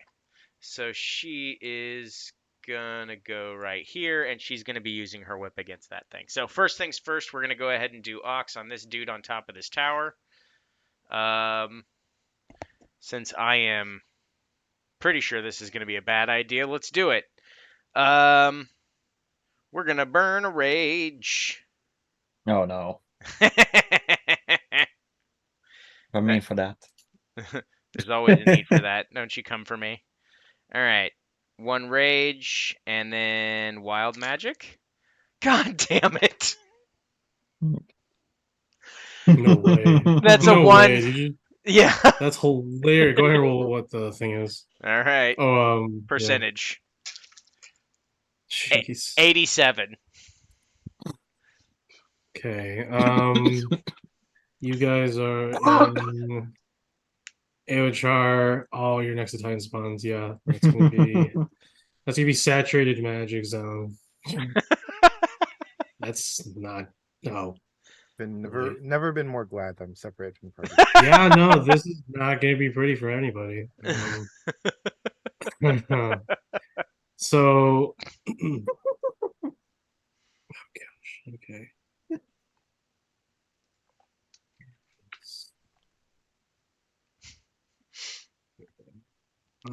That's magic. So the currents of magic here in the area is saturated.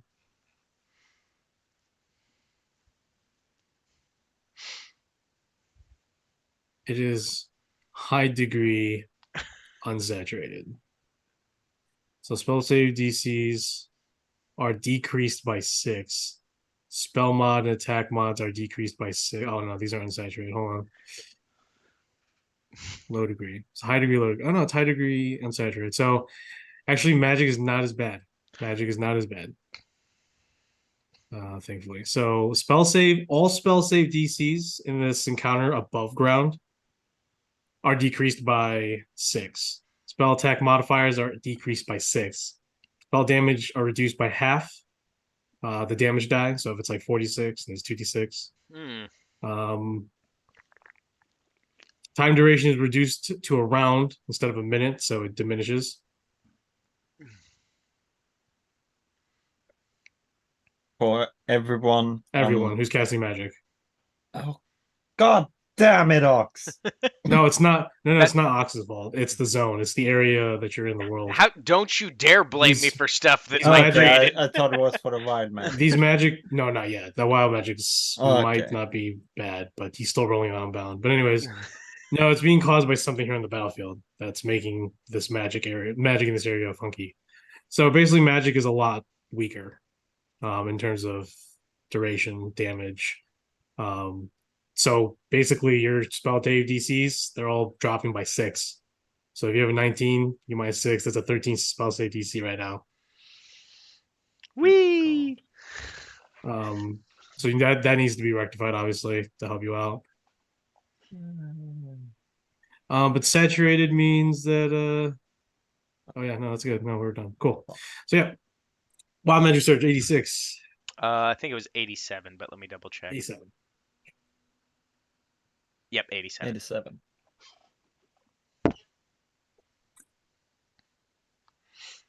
Vicious pus oozes from most orifices on your body. Great. You suffer disadvantage on all charisma based checks Oh, okay. How long does that last for? forever until you get rid of it. Damn it. Yeah, so it's another curse. I am disgusted. Actually, because you have that mark, go ahead and make a charisma saving throw. Oh god. As the mark glows, as you're in this wild magic search, like, oh, something's bad happening, but ooh, protection. And it's oh yeah. Charisma saving throw. You have advantage. Okay. 18. 18. You don't. Nothing happens. Woohoo! Now I'm gonna hit that guy. Yep. All right. See, not so bad. 28. Mm-hmm. That is 9, 10, 11, 12, 13. 13 force damage. 13 force damage. It is nearly dead. All right. Second attack. 24. 18 more force damage. 18 force damage completely eviscerates this creature off the wall. Sweet. I do not have because I never got them. I don't have Laguna's stats, so I'll just make an attack. Oh, they're the same. Oh, I did not send it to you. Yeah, sorry. No worries. Laguna is basically he's pretty basic, so he has just 2 attacks for his actions. Okay. And then he has your normal rage and reckless. He's just a normal barbarian. Okay. But he is, let's see, 123 is his health. Yeah, so he's. I will say though, he's not as strong as he used to be. I figured as much. So We'll find a way to get him up there.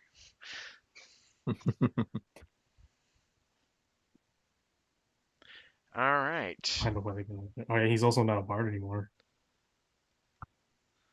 All right. We're gonna have him go reckless. Yeah, sorry, give me a second. Okay. I'm just trying to get it. He's very bare bones right now. Yeah, he's literally just bare bones. Okay, cool.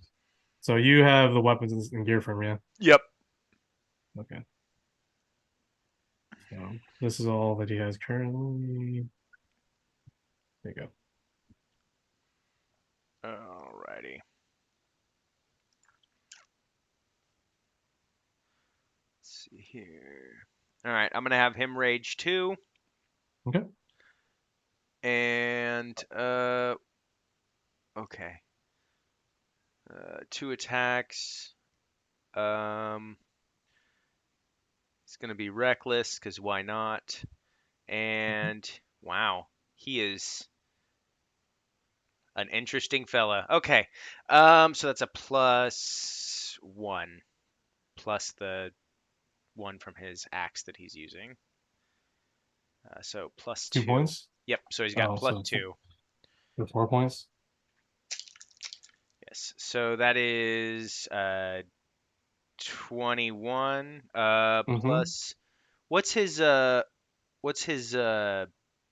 proficiency modifier? It's 4. Okay, cool. So +6. All right. So that's that one. War Axe of Slaughter is a die 12. Okay.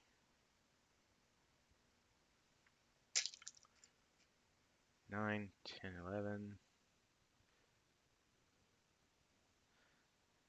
12. All right. So 12 damage from the first one. Uh-huh. Barely alive. Plus 20 something to hit the next time. Yeah, hits.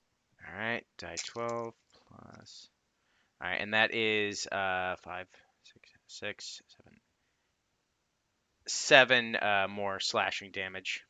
That's all you needed. So Laguna kicks the creature's knee in, and as it falls to its to its bad knee, he just decapitates it. All right, and since he did kill it, and he's using the War Axe of Slaughter, he's going to move his speed towards another creature, so he's going to end up over here. Okay. All right, now we gotta do the other stuff. All right, where is Barkita's +9 to hit with that? So she's gonna go ahead and attack this one. It's the closest, you said? Yeah. Well, it just towards another enemy. Okay. This one right here. Yeah. That is a 19 to hit. Definitely hits. All right. That is a die 4 plus 7. That is 11 slashing. 11 slashing is barely alive. And then she's going to go ahead and roll again. I do not think an 11 hits. 11 misses. Okay. Okay. Kumal and Narzan. I lost Narzan's stuff, but Kumal's I have. Okay. Guess I'll resend it to you. All right. He's going to go ahead and rage too. We're just going to be raging buddies. Okay. He is also going to be Narzan's reckless. one the one you're missing? Uh, Or Kumal? Narzan. I have Kumal. No. All right, that is a natural 20. Nice. All right. Nice. He is using the scimitar, Swift Tall War. So that's a die 8 plus 4. 5.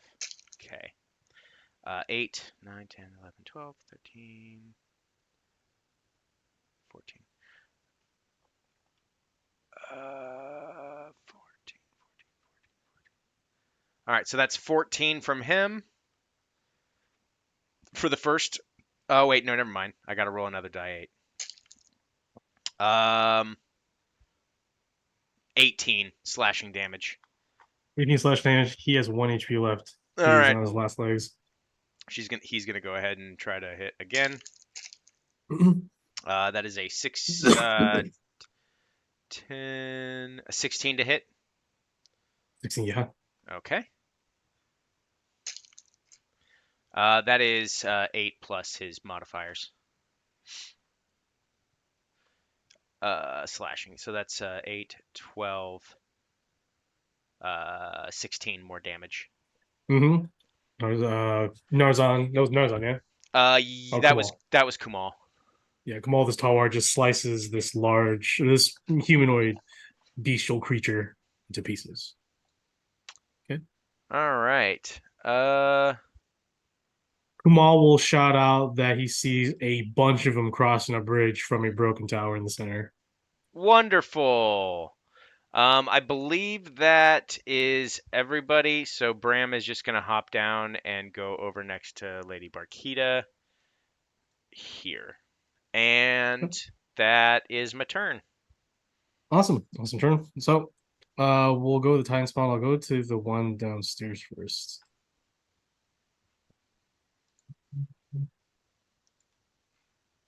The Nothic here will slowly try to flee.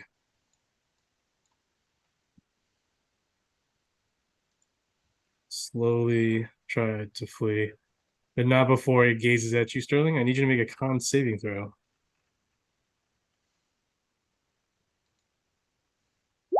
19.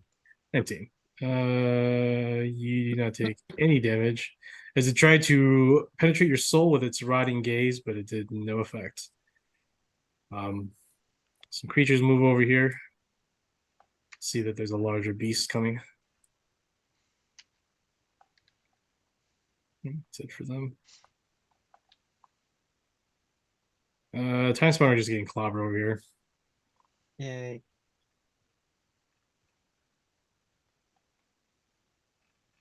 They're gonna come around the mountain. They're gonna go ahead and sprint. Oh, this one's gonna go ahead and jump on Golina. So Golina's gonna make a con saving throw as it releases this stench, this putrid stench. Ew. Disgusting, stinky stink. Stinkity stinkers. Stinkity stinkers, stinkiness. A stink. The Snake Meister. Go ahead and make a con save throw. Okay. It is not a magical effect. She passes. Okay. One claw, one bite, I believe.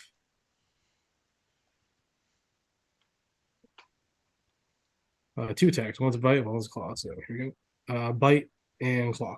Of course, the claw hits. 1d6 plus 1, 5 points of damage onto Karolina, which becomes 2. Okay. One attack on you, or sorry, 2 attacks on you, Tev. The bites will miss, the claw will miss. Yay. I need you to make a con save as he releases this putrid stench around you. Oh, 9. No, wow, you fail. So you are poisoned until the start of the creature's next turn. Oh, Hilarious. nice. Hilarious. I can't believe I got that is funny. Okay. Over here, this creature is gonna go ahead and start eating this camel, and this camel's gonna start, this camel's gonna try to escape. Yeah, not looking great over there. Oh no, it's not Timothea. I need Kumal, Narzan, Barkita, and Bram to make con saves as they all release their putrid stench. Oh great. Okay.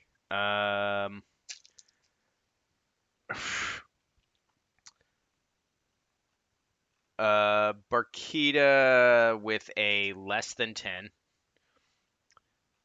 Bram. Damn, Barkita failed.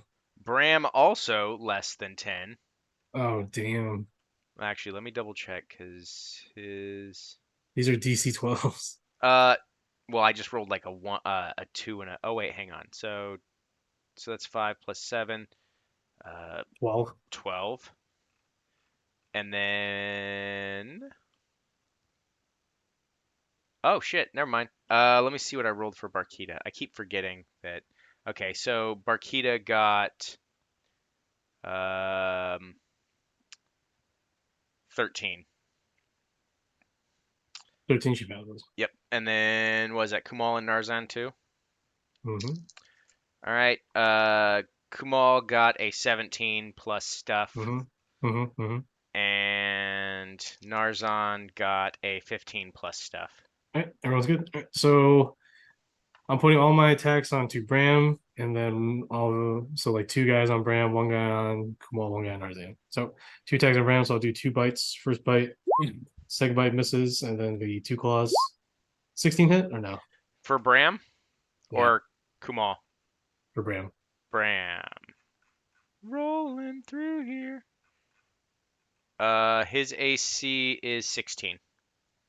Just hits. So it's a d6 plus 1, so it's 3 points of slashing damage. 1 on Kamal, bites and claw, misses, and then the 2 or 1 on Narzan, bite and claw. Claw will hit for 22. Mm-hmm. So that will be 6 points of slashing damage. So 3 points of slashing damage. Oh, they're both raging, yeah. Yeah. Okay.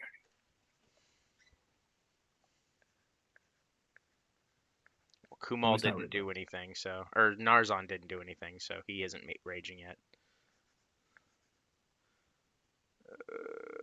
Okay. Load up, load up, load up. This one over here. This one's gonna go ahead and burrow. This one's gonna go ahead and teleport. No, no.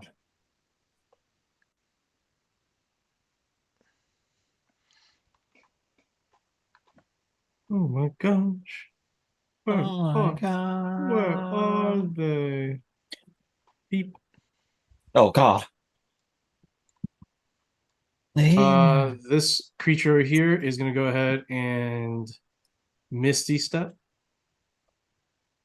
Because he's getting his ass whooped up to the cliff and then fly to teleport out. Because these perpetuals are no joke.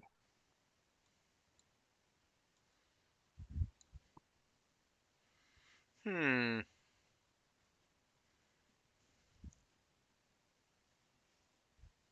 And spawns are just gonna stay there. Go to Lena. Gonna go ahead and finish this guy off. We'll do 2 hands. Yep. I'll see how much damage that does. 6, 9, Still alive.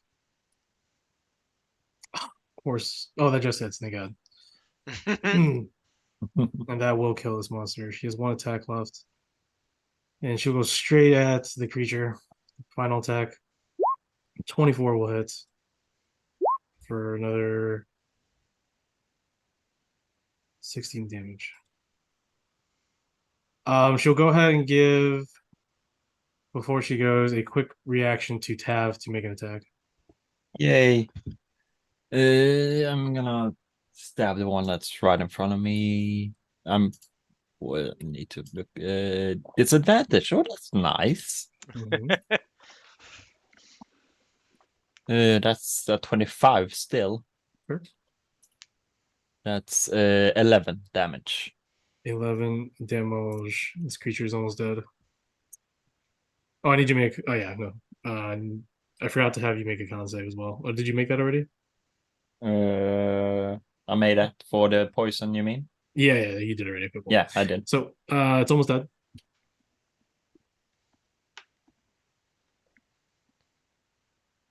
That's nice.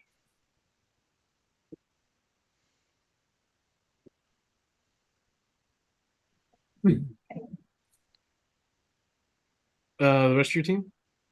Oh, sorry. Listen. Mind circles. My bad. uh, This one's gonna go ahead and shoot Godolina.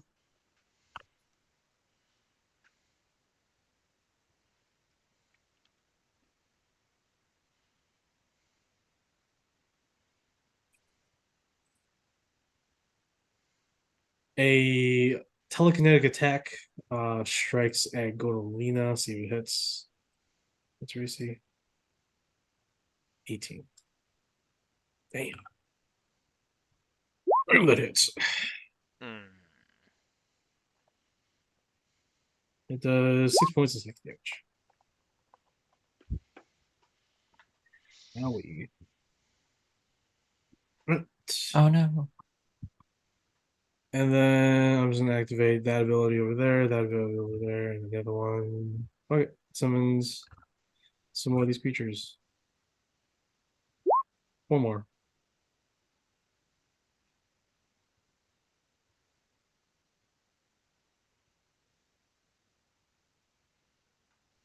Oh god. They just burst out from the ground. And Sterling, you feel and you can hear them in the hallways of like creatures burrowing up into a tree somewhere else in the dungeon. All right, I think that's it for mind circles. I'm going to heal him. All right, cool. Perpetuals. They're duking it out. They're going to have to turn their attention somewhere else now.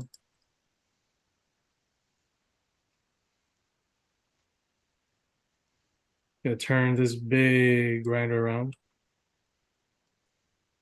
And it's gonna crash into this rock area.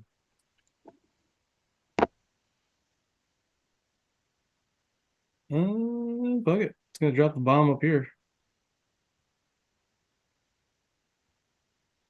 Boom. Yep. Oh my gosh. And she's gonna go ahead and fly this way.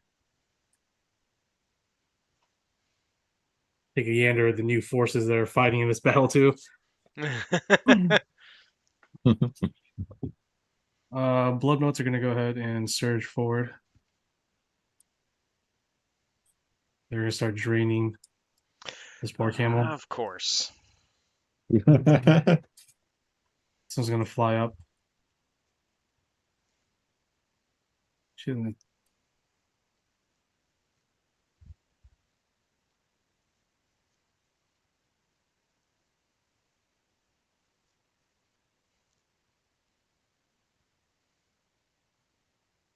That was her action. As a bonus action, she's gonna summon another one. Oops, not those. She doesn't work with those. Switching sides, I see. I'm a double agent. Secret You all hear a loud explosion from the top of this mound as basically the entire top of the mound is leveled Actually, this should be bigger. Oh, Leveled. well, that happened.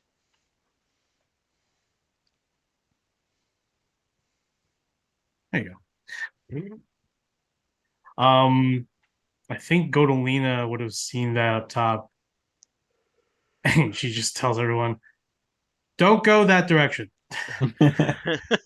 Sterling's definitely not that way." Looks at my pebble. Why does no one contact me? Me. Damn it. I get the bad one. All right, Biz's turn.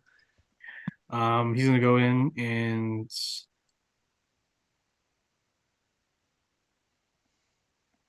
he's gonna go ahead and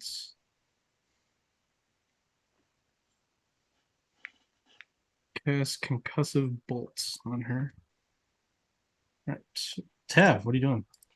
Okay, well, so spells that last 1 minute last for 1 run instead, right? Yes. Well, then my haste ends, Yep. Now you're extremely exhausted, and I can't do shit. lethargic. Yeah, That's a bummer. yeah, that is. Lloyd is gonna fly up onto the wall. And let's see here what he can do. He's gonna hurl flame at the big guy. Let's see here. Oh wait, no, that's magic. That's not good. No. Magic attacks are fine. It's just like magic's. Oh yeah, it's a spell attack, so his spell mod would be decreased. Yeah, Yeah. Wait, no. It's just a range attack, isn't it? It's listed as a range attack. range spell attack. Damn. Damn. Damn. Okay. Yeah, 60 feet. He was 10 feet under the wall. How far down is it to him? Well, the To wall's reach? only about 10, 15 feet. He's 10 Okay. feet up, so he's only like 5 feet below him. Oh, perfect. Then, okay, he's gonna fly over there. Yes. Yes. Okay, so Yes. let's start shopping. I will say that you can see dangling on this floating, disgusting brain head creature looks like to be secured jars with brains in them. Should definitely He take dangles. Or destroy them. Let's see here. Like how Okay. one was like destroy them, one was take them. those. Uh, Are you trying to be evil? I thought you were trying to be good. Well, no, I just thought like taking it gives him a disadvantage or something. Oh, 29 you to wanted the hit them. brains for yourself. It's just I don't want brains. Then that hits, and the next one. that would definitely. Oh, not 20. Okay. Okay. I am not So a mind that's flayer. 4, 66. That is 24 plus 14 plus 14. 31 slashing damage. Mhm. And 6, 5, 66. 17 fire damage. Okay. You notice that the fire isn't as powerful as you would hope.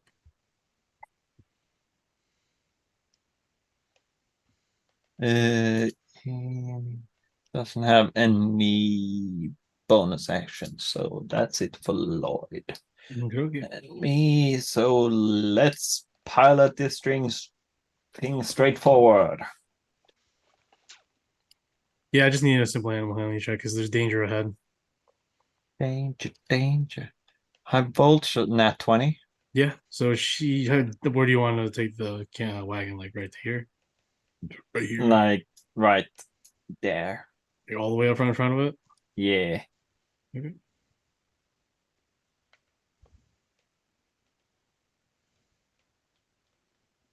Everything's moving.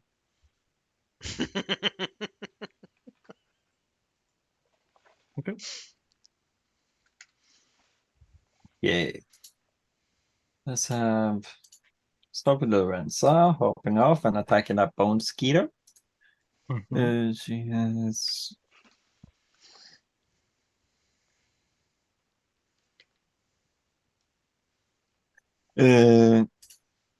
Du-du-du. Okay, that's not very good, but it's a bone ski. That's probably +9. 15 to hit. 15. Before I roll that, I need everyone who entered within the blood mount. If I think you guys forgot, you guys need to make Constitution saving throws because they emit that stench as well. Yeah. So everyone in the wagon has to make them. Nice. Oh no, Nice. just Lorenzo. Sorry. Okay, Lorenza, plus what is it? +3. Okay, so 12. Well, she just fails. Fuck. DC's 13, so she's poisoned. So Oh now my. that attack is at disadvantage. Okay, Yeah. so yeah, that was better. I think. Yeah, it was Nice. 6 plus. It was 15 to hit. Nice. Yeah, 15. 15 definitely hits these things. Yay. Ooh, max damage 8 plus 6 is 14 damage. 40 damage. You nearly bloodied it. It's close to being bloodied. Okay, let's hit it again. Okay, 10 plus 9, 19. So yeah. And 19 one more. Oh yeah. Oh, it's it. 5 plus 6. My God, 11 damage. There you go. It's finally gone. Lorenzo's like, what are these disgusting bone things? Ox turns around. Oh shit! Bone skeeters. Oh shit, bone skin. It's like one of those weird commercials, dude. Some random guy in the back just talks. And then she's gonna run up to the next one and use a bonus action to attack that one with her offhand. She needs to make another concept. Again? I know. She has to. Okay, yeah, she faced that too. So she's poisoned. Again. Well, now she's actually poisoned because she originally wasn't poisoned because the bone skeeters is gone from the turn order. But she's poisoned again. So she's poisoned. Okay. Yeah. Okay. So that's yeah, it's I copy that. It's probably the same. So yeah, so yeah, that hits 16 plus 9. Mhm. It's just a d6. So that's 4 plus 6. So 10 damage. 10 damage. Nice. Dude, Lorenzo's doing work. Then Wusu is gonna move up here so she gets a clear shot on the Mhm. bone skeeter. Okay. So that's almost nat 20. Where is he? Where is she? There she is. Plus 10 to hit. Oh, so 18. Damage? 18 to hit. 18 definitely hits. D8 plus 7. 15. 1 plus 8 damage. 8 damage. It is definitely bloodied. Okay, one more shot. Come on now. 16 to hit. 16 hits. And then 2 plus. Why did I forget the damage already? Plus 7. Okay. 9 damage. 9 damage. It is nearly dead. There's like Oh my God. There's like 2 skeeters left. Okay, she has 3 attacks. Last one. Yeah, that hits. 15 damage. 15 damage kills it. Yay! Perfect. How high is this wall from the cart? 20 feet. Okay, yeah, she will just move a bit more up here. And then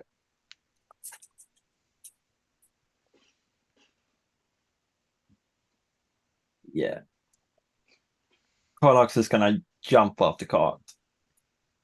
Jump on the camels and then land here. So she I can need her to attack make them. a con save. Oh yeah, fuck off. Okay, that probably is gonna. That's the wrong one.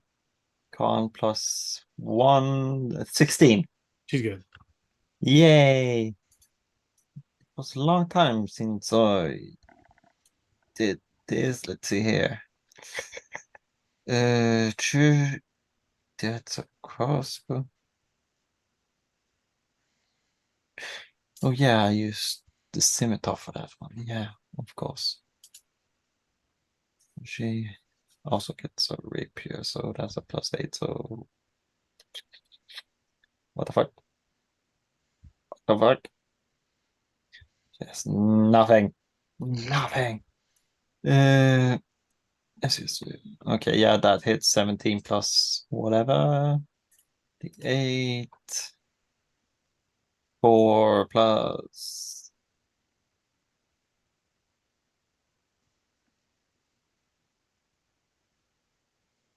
Seven? My God. 7, No, 4 plus 7. 12, 11, 11. 11. 11 damage? Yeah. Yeah, it's still alive. Barely. And one more. Okay, that's a 2. Oops. Plus. Where is it? 8. 9. So That's no. all? Oh, the hit? Yeah. Yeah. It uses the camel's corpse to dodge you. To God dodge warlocks. damn it. Am I controlling Kairos? Whoever wants to control this, I put him in the handout so anyone can control him. Yeah, you can He should be control in Gears. Okay. I'm having A enough lot more trouble work. trying to figure out where the hell all my people are. Tell me about it. Okay, Kairos is gonna move up here then. Hmm? Let's see here. He's like, finally some action. He's gonna first do that because yeah, he got a nat 20 on a con save, so I think he's good. Yeah, he's just like, yeah, my farts are worse than this. Um, What is this? Like 30 set or was it 50 sessions later? Kyrus finally joins the action. Holy crap! I really thought this guy would be used more. Technically, he fought a lich in the background. Yeah. That is true, but that was because I had to bring him into the story. It was a bit forceful, but you actually got some action. Yeah, It did I almost couldn't kill let him. I couldn't let a cool guy like him just sit on the sidelines. 13 plus 5 plus 6 plus 3. Yeah, that hits. Yeah, sounds like it. It doesn't say what die he rolls when it damages. It's a great axe. I think it's a die 12. Yeah. Die 12. Okay. That's a D10. That's not what I was got to. That's 4 plus 3. So that's plus 6 plus. My God. Yeah.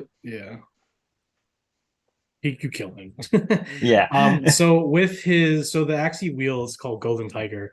It's this beautiful wooden shafted has a beautiful wooden shaft, and the axe is gold.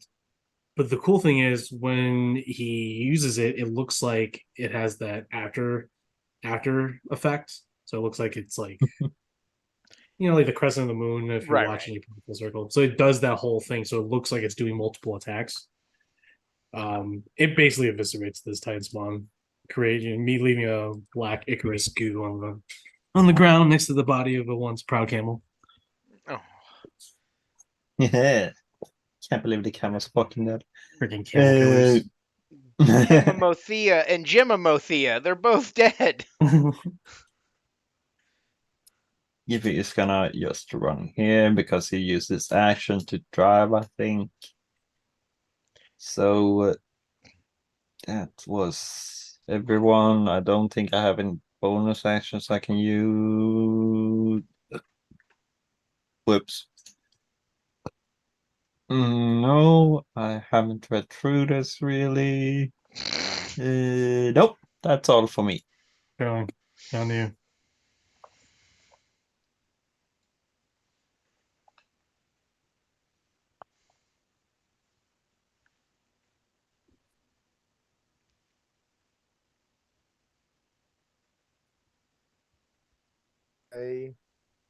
Hmm,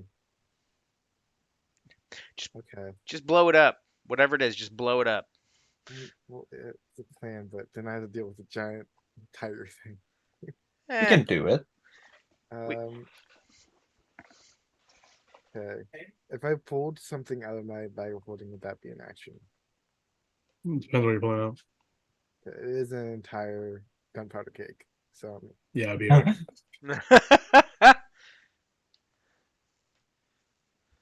bluff on that. I will. As you're pulling out the keg, the shard sort of speaks to you, and you get a message that says, "Wait, peer into the tree." Why the hell should I do that? Intrusive thoughts. Win, win. It tells you to peer into the tree. So you're gonna continue. You're gonna put the keg right next to it. Yeah, I'll put the keg next to it, and then we'll look at the tree. Make a quick perception check. Perception. 24. You find an off button.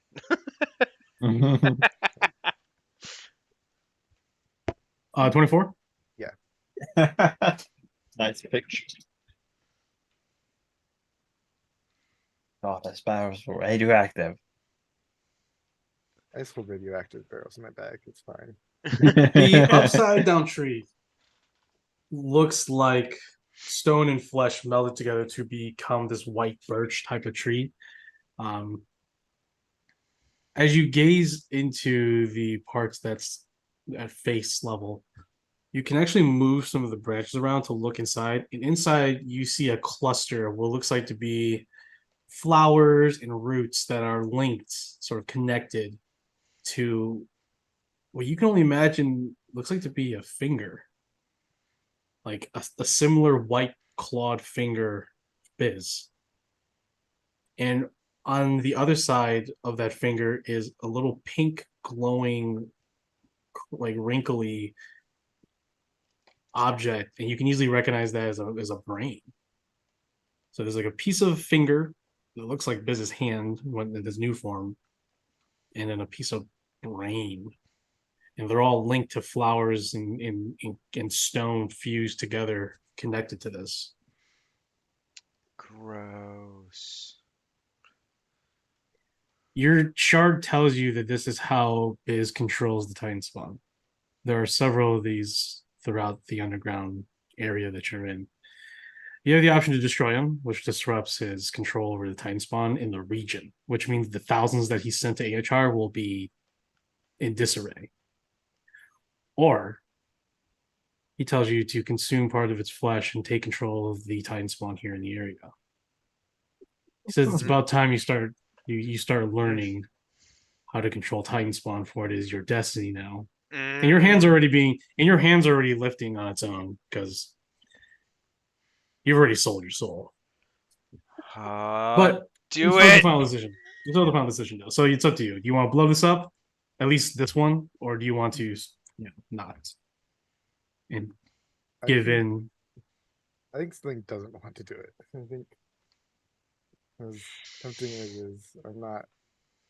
I'm trying to avoid like fully embracing this. So The shard will tell you. It will speak to you in thoughts of your own inner thoughts, your own inner monologue, and will say, whatever your choice is, once your consciousness is gone, I can finally use the body that I was given. So make your choice, Sterling.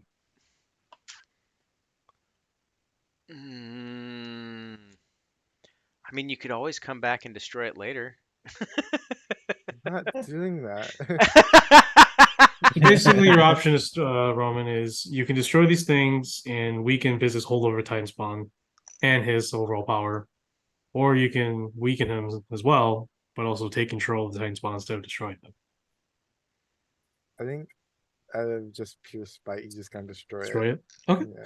So you place the keg down, and the Nothic sees what you're doing. He's trying to crawl out here faster.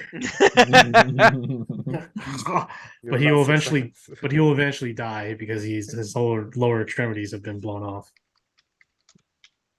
Um, and then that's my As you put the action. barrel nearby, you see the roots sense your presence and sense that you're doing something, and they move to try to avoid you, but it's just them trying, they can't go anywhere. So they try to move as if something knows that you're there doing something. Until you hear a voice in the back of your head, Sterling, what are you doing? You're going too far. I don't know what's going on up there, but you're going home with me, and we're gonna be done with this So entire Sterling, you're explosion. turning against me? You're turning I'm against everything that we I am we trying to stood help for? you, Biz. I don't want How to. is you destroying me helping me?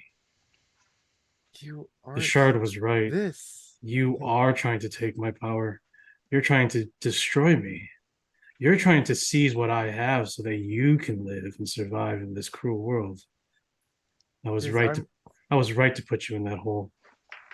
You're going to stay there. Horror Beast, finish him and get me that shard. You hear a I'll see loud you soon, roar. Biz. Okay, for sure. Nice. I like that. Uh, You hear the beast roar with excitement.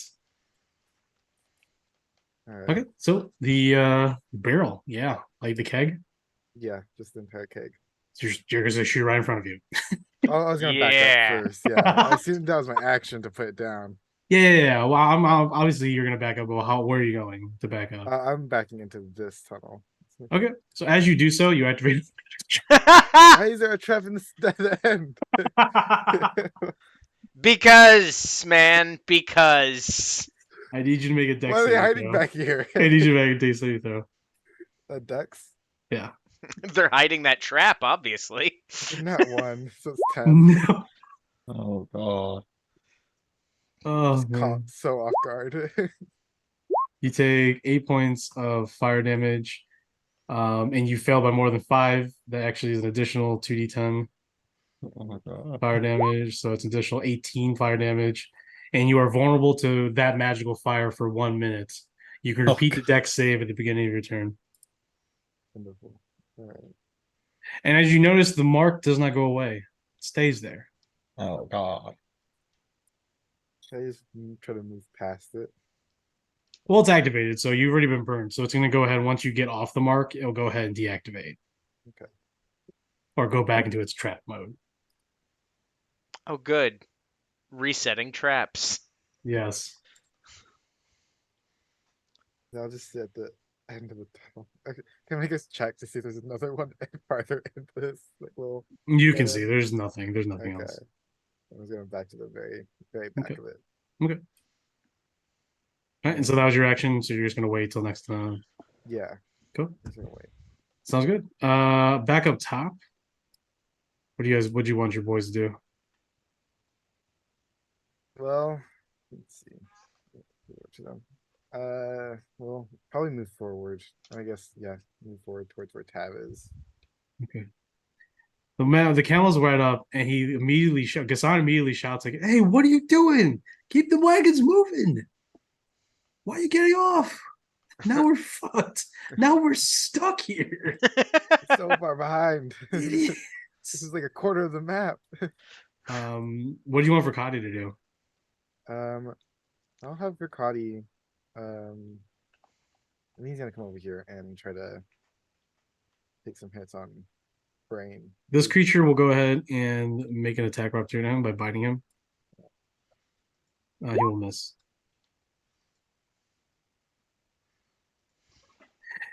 Okay.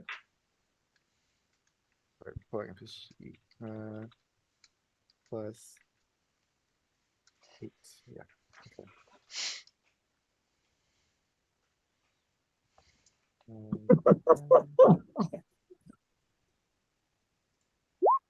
21.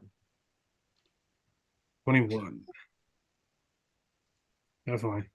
Okay. 46. Or 66 actually. Yeah.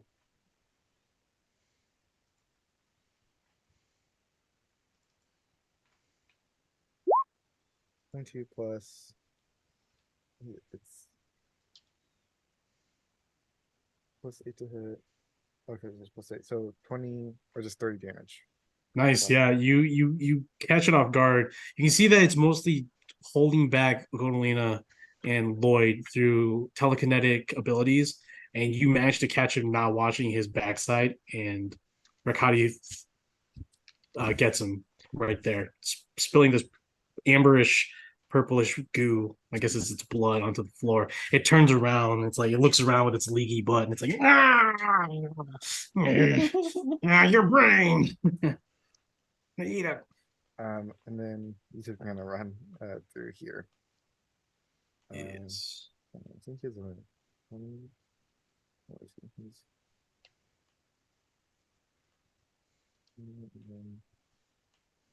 40. So he has another 25 feet. This crazy movement. Can he climb? Hold on, let me check.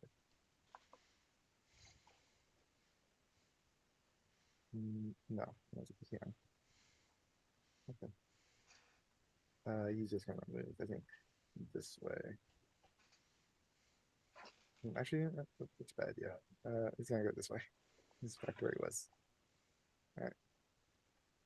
And I guess, can they see like the three in the wagon? Can they see anyone from there? Who? Orestes, Kasana, and Silver. Who are they Just, looking I think, for? enemies. What enemies? I guess this one over here is like really the only one I can think they can like try. Yeah, they can see anyone in this area over here. Okay. Silver will shoot her musket. That one.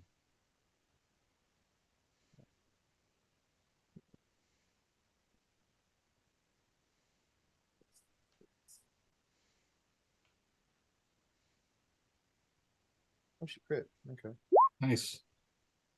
Uh, He has been critting a lot today. Yeah. Yeah, I haven't rolled anything today.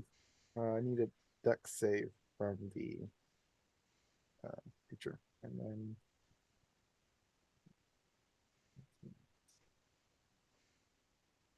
what is her proficiency bonus? 4. All your companions should be 4 unless stated otherwise. If they're 5, then they're 5 because it means they're a little bit stronger or a little more leveled. No. So DC D20. 15. He failed. Okay. How much damage did you take? And Is it over 20? we'll see. I think so. Yeah. And he's dead. Oh yeah. Wiped out from that firearm. Okay. Then I will. I think Hassan's gonna. No, he's driving. He has to stay there. The rest of us will probably hop out and move. I guess just like past his camels and everything. Uh,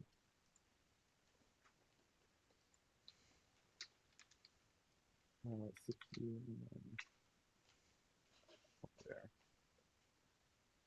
And then that wagon's also blocking the way. Wow. Really. Yeah, lucky Yep. thing. This is these blood demons over here. Can you shoot at? What's this? But they're just blood elementals. Pistol, so it's plus 8.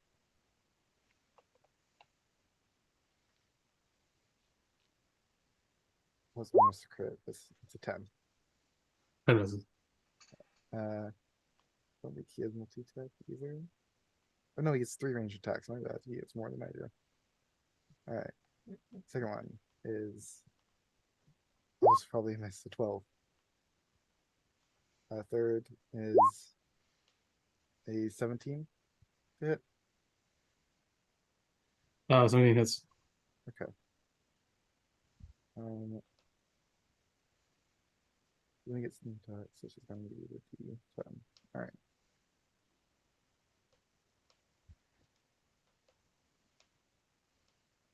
Eight damage. 8 damage. It's a normal firearm, yeah. They got +1 weapons, right? Yeah, you bought on plus 1 pistol then. So Actually, it's 9 damage then, and also so it's Okay. magical. That's fine. I just need to know. Yeah, that's piercing though.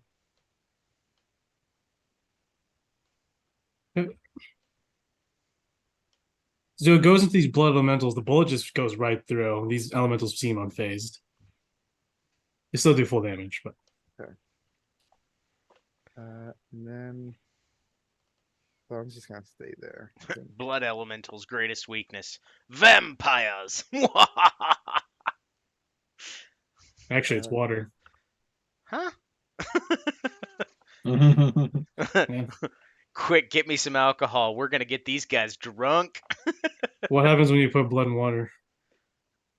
This is not a thing that I typically do, so I'm ashamed to say that the best to my recollection is it dilutes it. Correct. Okay. I thought this Get was a trick diluted question. elemental. No, it was not. I was not trying to make you. I was not trying to make you look bad or anything. No, I was I do actually that well enough on asking my a own, proper thank you. question. I do that to myself. It's fine. Sorry, something? Anything else? Kassan will just hold his action to move the cameras, and then that's Yeah, it. he's actually. Yeah, okay. And Silver, not doing anything? She already shot.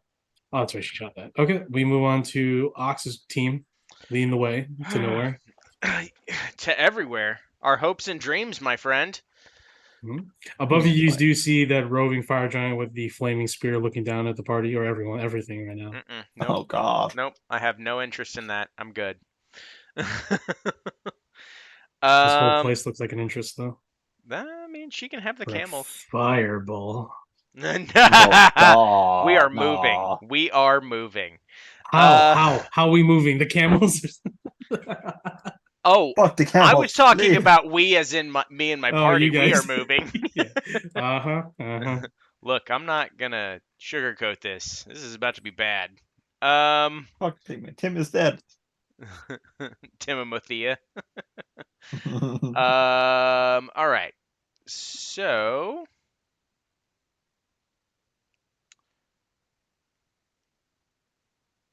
No, never mind. okay. So this is just me trying to figure this out. So Bram has Eldritch Strike, which just states that when he hits a creature with a weapon attack, the creature has disadvantage on the next saving throw it makes against a spell he casts. Never mind, I don't care about that. That's fine. Good, but yeah. All right. He's just gonna go ahead and hmm.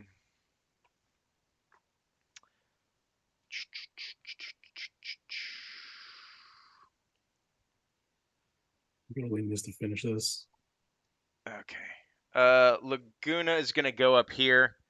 Him and Kumal are gonna have advantage at least on that middle guy. So Laguna is gonna attack first. Mhm. As a 9, 13, 13. All right. So that is 12 plus. Scroll down to him. He's got a +4. That's 16, 17 to hit. Mm-hmm. All right. That is 15 damage slashing. Mm-hmm. That guy's still alive? He's barely alive. All right, we're going to go ahead and try it again. This is the Laguna one, yeah? Shit, yeah, Laguna. Yeah. That's a nat 20. Nice. Damn. Yeah, you guys are really crazy. Well worth it. Let's see how bad he messes this guy up. That is a Yeah. 10, 13, 14. 14. He's That is dead. 14, yeah. He's completely dead. Yep, and then Laguna's going to go ahead and move his speed over here and go that way. Kumal's now got advantage on that one. Mhm. Come on, Kumal, let's do this, buddy. That is a 17 plus stuff to hit. Yeah. All right. Ugh, that's crap. 2, 3, 5 slashing. Mm-hmm. All right, second Still alive. attack.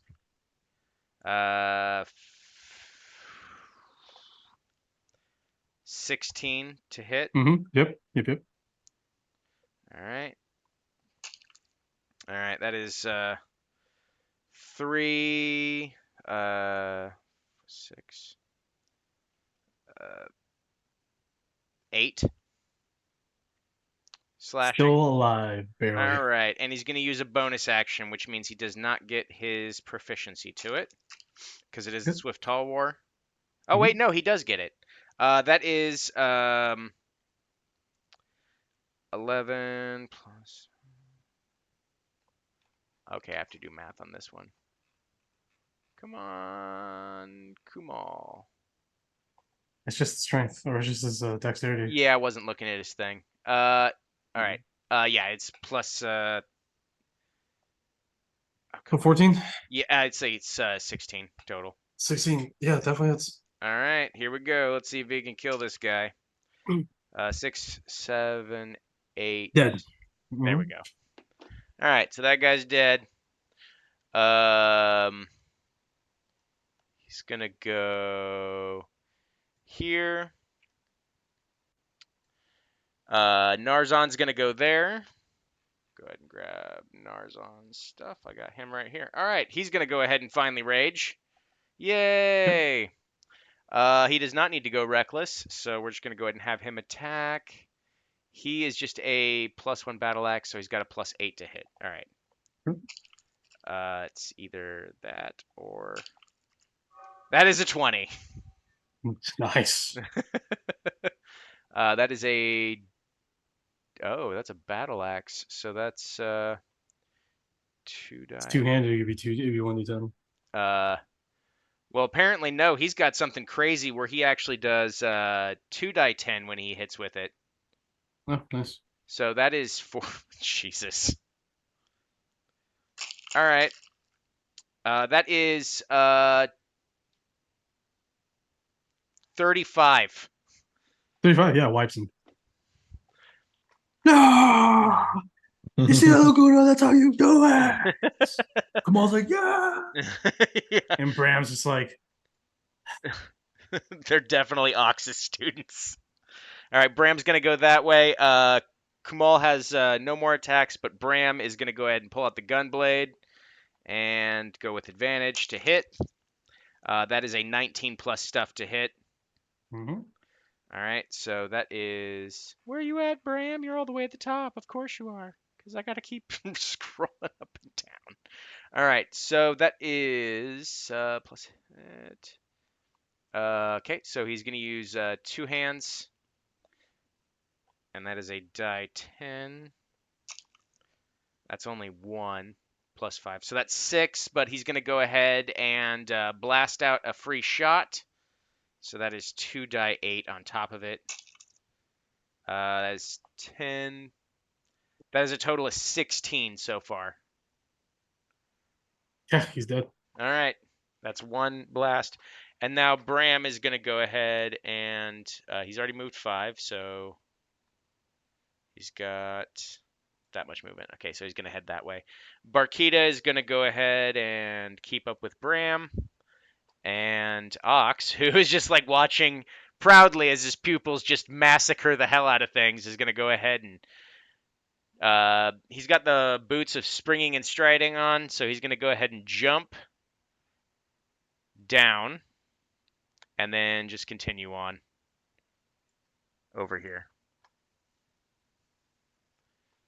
And since he is not taking an action, he's going to go ahead and yeah, he's going to go ahead and do that. All right.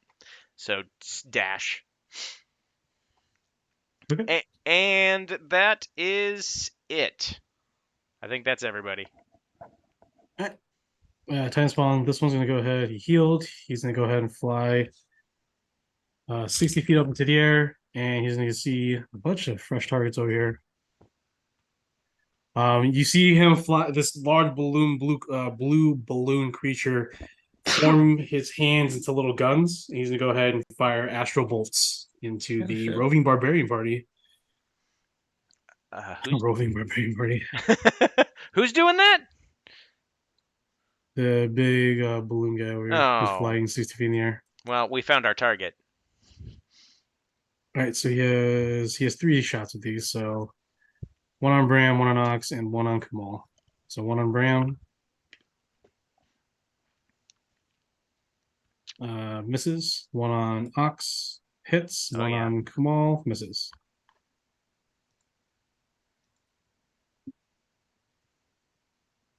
Uh, 23 points of radiant damage, and the next attack roll made against that target before the end of the creature's next turn, it has advantage. Ooh. Owie. That was a lot of damage. Oh, I almost went max. Damn. That ends that creature's turn. The creature over here is going to go ahead and eat one of the brains that he has on him in a jar. I knew it. And it's going to go ahead and give him Whispers of Madness. Not Whispers of Madness. Venomous Mind. All creatures within 5 feet of this creature must make intelligence saving throws. So Gondolina and Lloyd. Okay, that's pretty good. It's a good thing I wasn't Intelligence there. is plus 3, so 17. Gondolina fails. All right, so 17. You pass, Lloyd. So he only takes half damage, isn't confused, and isn't forced to use its reaction to make a single melee attack against a random adjacent creature. But Gondolina does. Oh, good. Look at that. Randomly adjacent, the only guy there. So total psychic is 17, so you take half of that. Owie. So Gondolina's getting psychically messed up. And she has to go and make an attack against one random, so Booms would be the main guy.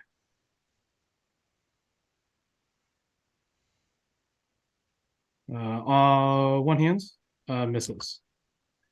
Okay. That was his bonus action, and then she's gonna go ahead and teleport the fuck out of here. Oh my god. Yeah, we move on to the next.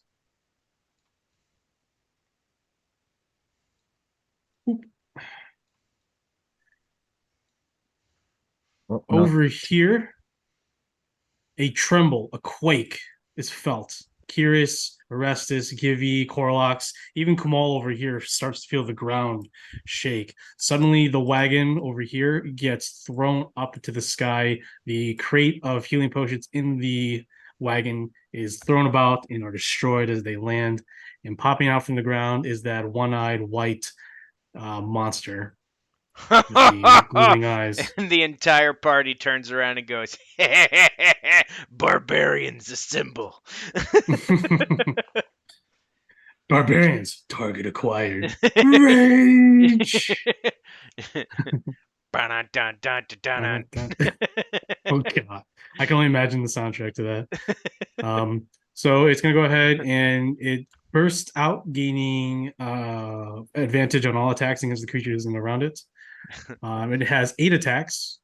Oh my god. Has 1 with its bioelectric pulse, 6 with its massive scything talons, and 1 with its toxin spikes. Dumb ways to die. Dumb ways to die. All right, so we'll go with the bioelectric pulse. It's gonna go ahead and target. Oh, it targets 1d6 creatures. Targets 1 creature. I'm gonna go ahead and choose Curious because he's the biggest dude. Okay, that's fine. Jesus Wow. H. Why is this a thing? Misses, and then that is 6 massive scything talons. For anyone who's out there watching, this is a Trigon from 40k.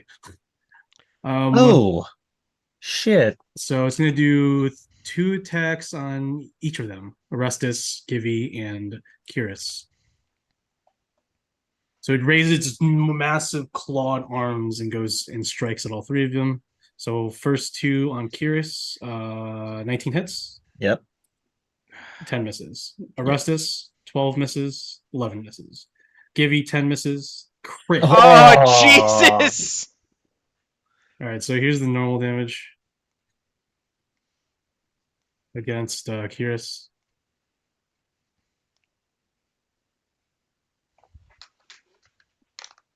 Here's a crit.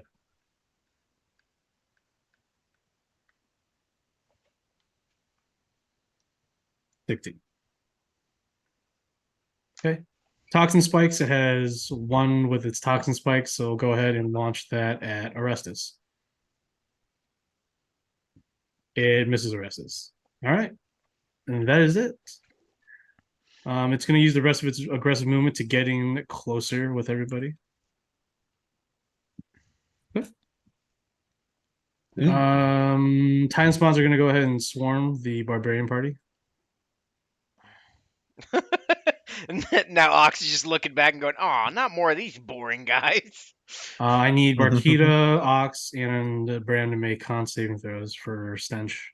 Oh. All right. Ox with an 18. Bram with a 22. Mhm. Barkita with a 21. Cool. All good. All right. That guy's going crazy over there. That's it for Titan Spawn. Go to Lena. Pissed. She's gonna go down and no, she's not gonna worry about this. She's gonna go ahead and continue fighting. She is flying 65. She's gonna be up top over here and survey the area. Sees a flying giant. That's not good. You sure? Actually, no, I take that back. She's gonna fly up and she's gonna cast a spell. What am I doing? She's gonna go ahead and cast Celestial Fanfare, 100 feet. She's gonna go ahead and do it on this creature. She points her sword up into the air and she calls out to Coriel to guide her aggression towards that creature. A great blaring of trumpets from on high blasts down upon an area she designates. A 30-foot radius. Uh, what the shit is? Oh Lord! You done pissed off the angel, idiot! We'll drop it right there. All evil. Oh no, it's all evil creatures. Oh God! I'm glad. Who's evil on there? By the way, do you have any evil over there? Is Corlax evil? Let's see here. Does it I say? Do they think say? she's evil. I just don't. I'm gonna see here. I'm gonna say no. I'm gonna say no. I'm gonna Just say no. make I'm her gonna say no. neutral. Just to make it easier. Just to make it. I'm just to make it easier. All your companions are neutral unless they like join a specific dark cult, Black Tide. or So- they're ox. Yeah, or the rocks. So we'll go ahead and do that then. So yeah, 30-foot cone just takes 46 thunder damage and 46 rating damage and are blinded and deafened. Oh, it's a con save. Okay, I was like, wow, just automatically. Yeah. So basically, just imagine a god's ray on top of the creature, and you just hear all these trumpets and angels and choirs singing, and all of a sudden, boom, just this this beam of light and energy blast from like a ship in the orbit just pummels the surface of that area. I would assume that Gibby is like pissing his pants, and Orestes are pissing their pants right now. Yeah. That is just in tremendous power. Con 7 though. Gibby, you okay? I peed a little. 16. I think she just passed. Her DC's not that high. Her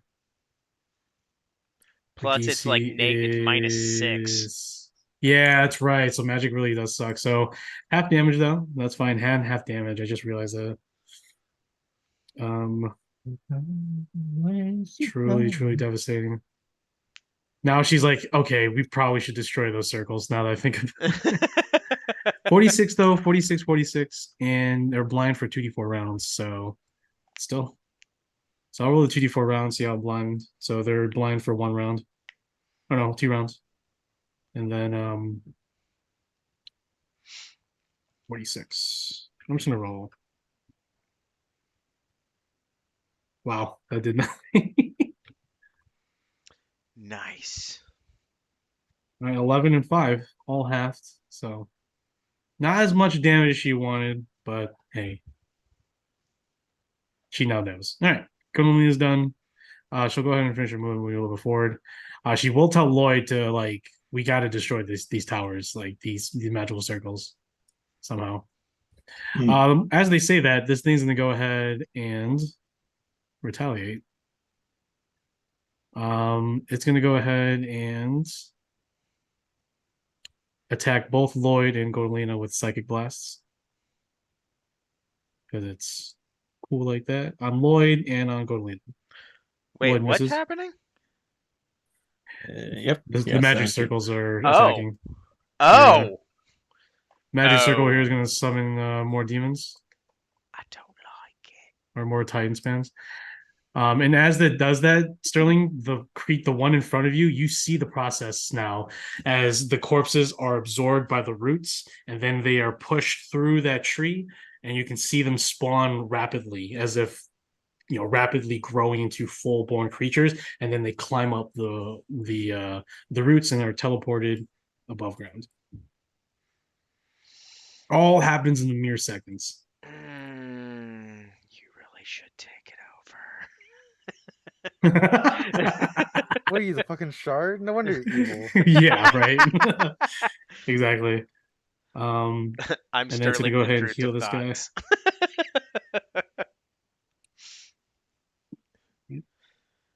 It's not the job I wanted. It was the job I was born for. And I will say that this one over here is gone.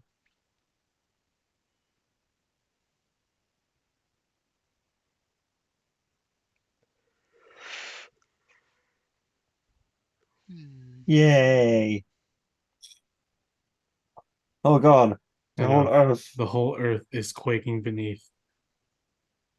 All right, I think that's it for the mind circles. Oh, yeah, that's it for the mind circles. So we go on to perpetuals. So first, this thing up here, this giant, this silly giant.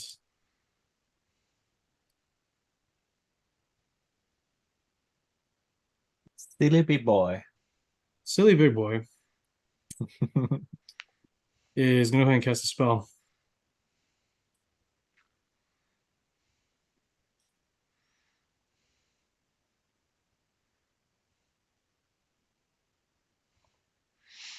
Oh, So I need everyone to make dex saving throws. This fireball is thrown from the skies above. Okay, let's start with On the plus side, it's Uh, easier to make.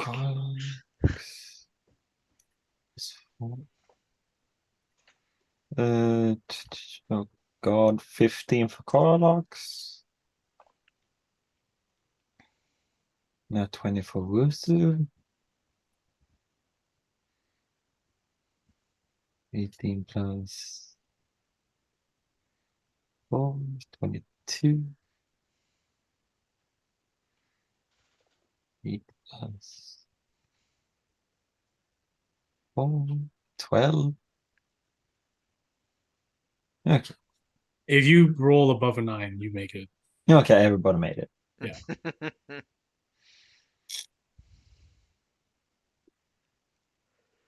Which of my guys getting hit? Arestus. Is Arestus. Just the rest is all right. I forgot Heroes. Yeah, 19. He made it. A 9 plus. You guys, you're good. Everyone takes half damage. Sorry, 3 plus. Wait, 4. It should be good 13. because he has shit of proficiency.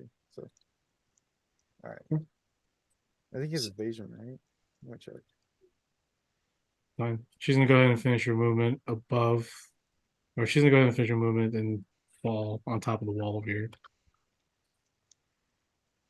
She's gonna order 2 of her blood elementals to surge forward and scope out the enemy. So they're gonna move. They're gonna go ahead and take their actions to move.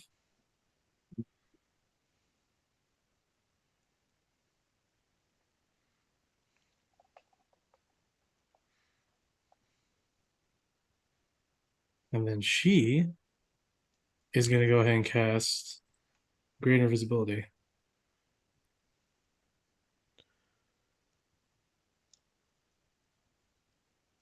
Okay. The Blood Elementals, I think, only have... No, they do Blood Drains. Okay, so this one's going to go ahead and target 2 creatures. It's going to target Vosu and Lorenzo. They both need to make Constitution saving throws, as the Blood Elementals literally stick their hands out, and you can just feel any orifice, any open wound, a cut, even your blood or your eyes. You see blood begin to seep out and be drawn towards this Blood Elemental. 18 for Wusu. Mhm. And oh god. Because yeah, I think that's 7. 7. So Vosu fails.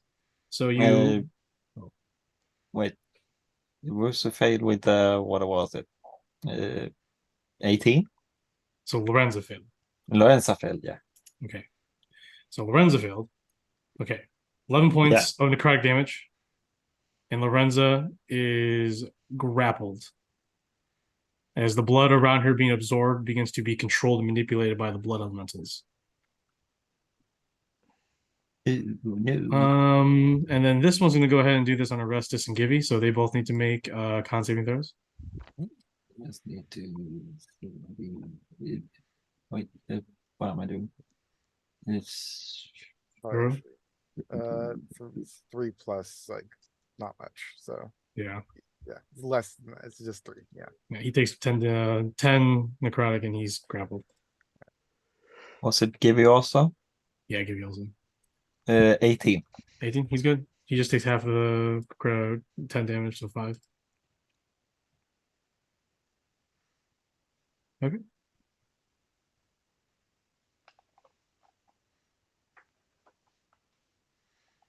So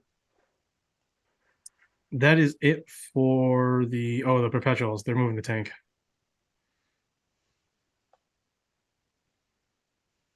So he's gonna go ahead and kick it into overdrive, taking damage, and he's gonna go ahead and run this thing up the hill. Oh god. Uh-oh. It stops abruptly, stuck in the wall, but you can see it on the hill now. This massive infernal mechanized fiery construct. How do we get one Yeah, of those? 14. And this is a Oh. this is a picture of my buddies that he has for his tabletops. So I'm just gonna share it with you guys. But it basically has like 6 wheels serrated, has these ripper claws in the front that are made of dragon bones. It has these 2 little like acid spitters that are holding globs, like they look like dragon flesh bags that hold black dragon acid to shoot acid out of. They basically like cannibalized a dragon to make this. And then there's a wrecking ball made out of the various tailbones and spikes of a dragon. And this is my buddies that he has this table. It's really cool. I wish I had it. But yeah, it stands about the size of like a semi truck in terms of Oh height. god. Yeah, so they're all riding that thing. Oh god. What's causing the destruction, the bombs, is that massive. I'll show I can show you. I get to show you all these people now. So here's the artillerist fire giant. And you can see right next to him is his Eldritch Cannon, which is a dragon's head, like I said. Oh god. Oh dear. And they're all on top of that thing. And there's a crew of Azer people with hammers that are pretty much manning the whole operation. And obviously you see the tiefling with her burning axe and her smoky red hair as she looks onward. And, oh no, she's not on the thing. She's still fighting Biz over in the corner. But that's what she looks like. Hmm. He's kind of hot. Oh my god. I know. No, I have to say. And then I will say that once it crushes over, the dragon head will fire a bombastic shot. And all you hear is a boom up high into the sky. And Ox, you can just look up and you see a dark star appear Well, a little bit, I think, in your direction. I'm sorry, what? Yeah. Some projectile was fired from the infernal machine towards you and your barbarian party. This is a problem. It's up in the high. It's still flying up high. Hmm. Mhm. Cool. Biz. Yeah. Biz is going to fucking retreat. He's getting his ass whooped right now by that tiefling woman. So he's gonna go ahead and teleport back over here and heal up. And you can hear him down in the basement. Sterling, he'll yell out like as if he was um like the loudspeaker in like a school. He'll be like, "Horror beast, why isn't Sterling gone yet? Why is the shard in my hands? I need more power." Okay. I forgot to do Titan Spawn, didn't I? Downstairs. That's where we'll go.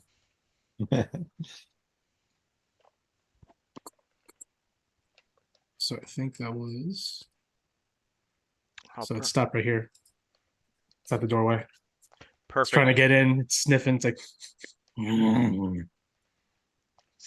It's the perfect spot for it to get blown away. Let's see.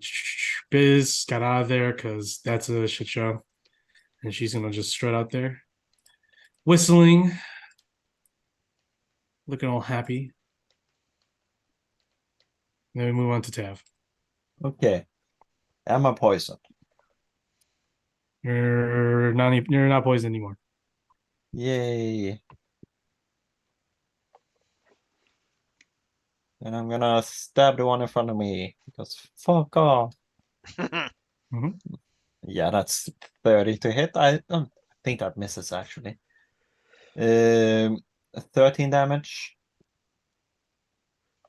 Um, did you not Bad do anything one. last turn, or did you? I was You didn't what's do it anything called? last turn, yeah. Exhausted, or was had a turn from the haste Yeah. wearing off. yeah. Yeah. So you already did a turn where you didn't do anything. Hmm. Yeah. Okay, cool. Yeah. How much damage? 13. 13. You wipe this creature. It falls off the cliff dead. Yay. And then move up and do the same thing to the other one. Okay. Okay, that's 20 to hit and Definitely. 9 damage. 9 damage. Almost dead. Shooting in the face. Shoot in the Nat face. 20. Nat 20. Jeez, you guys are getting the redemption on me on the Nat 20s today. This is the most Nat 20s you've all ever rolled in one sitting. Right? This is crazy. That just means that next week it's going to be Next awful. week it's gonna be probably. All once. Mhm. 25 damage. Still 20, yeah, all ones. Yeah, that also it pierces the creature. It hits the wall and it just hangs there as the bolt sticks through the wall.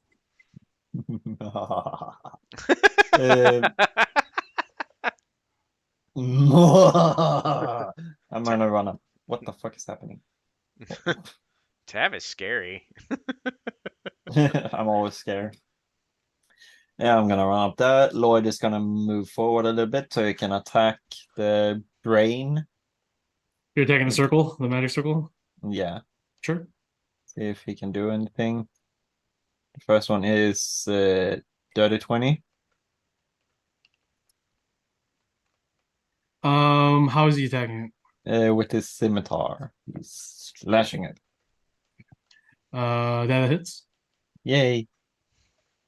So that's 2. Let's see here.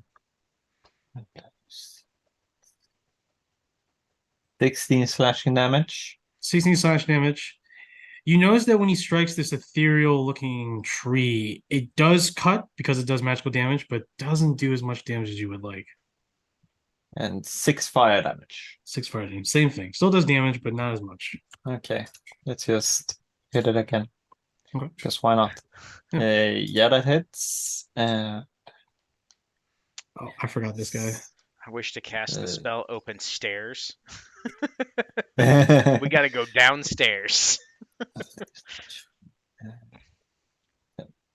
13 slashing and 10 fire damage. That will destroy this ethereal tree. and it reveals a pit with tar along the sides. Hmm. Hmm. We should go Can't downstairs. imagine what it was down there.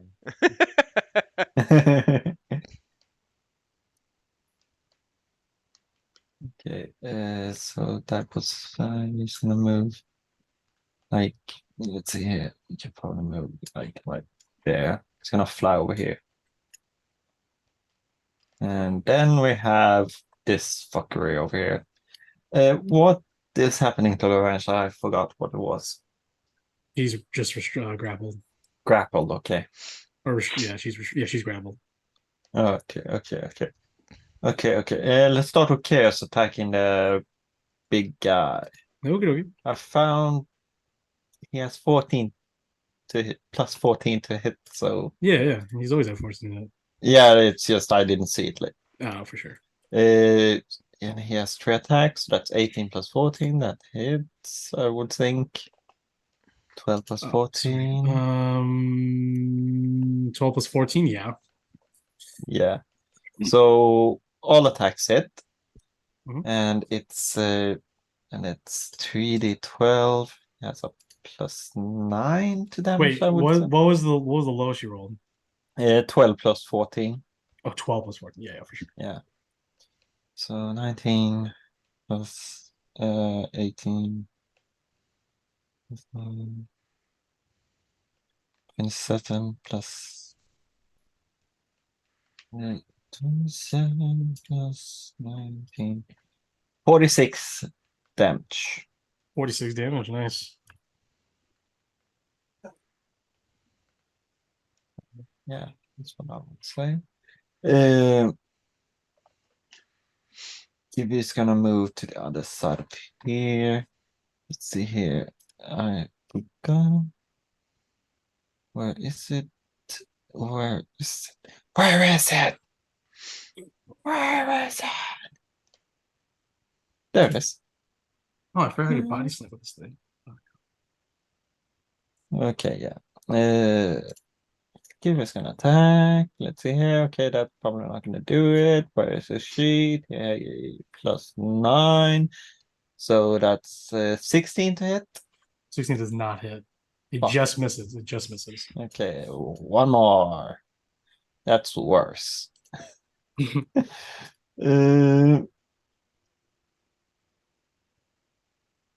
He didn't hit, so that doesn't work.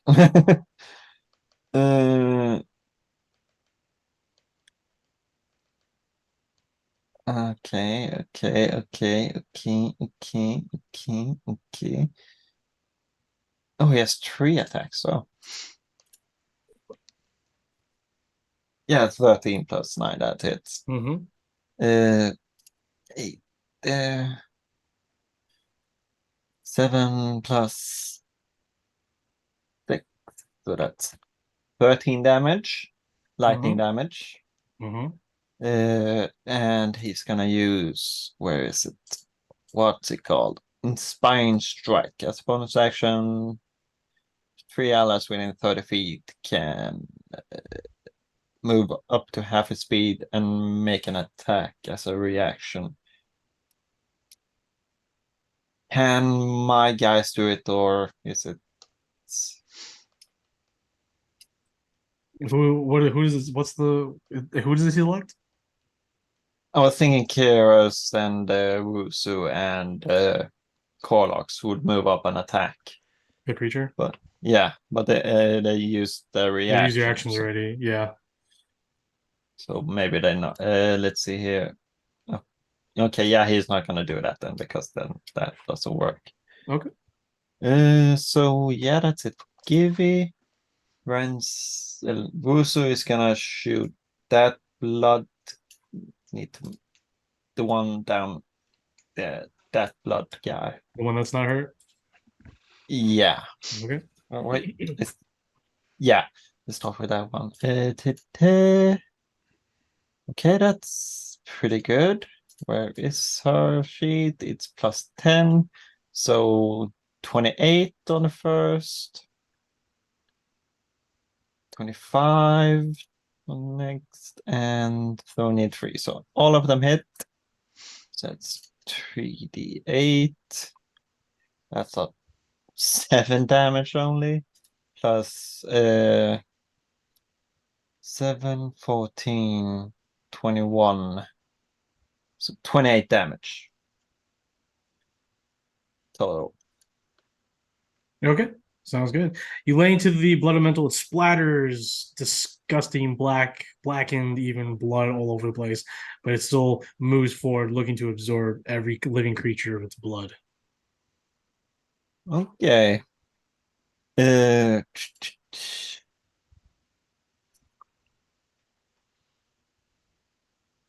yeah, Corlox is gonna move up here. Then use what cacophony.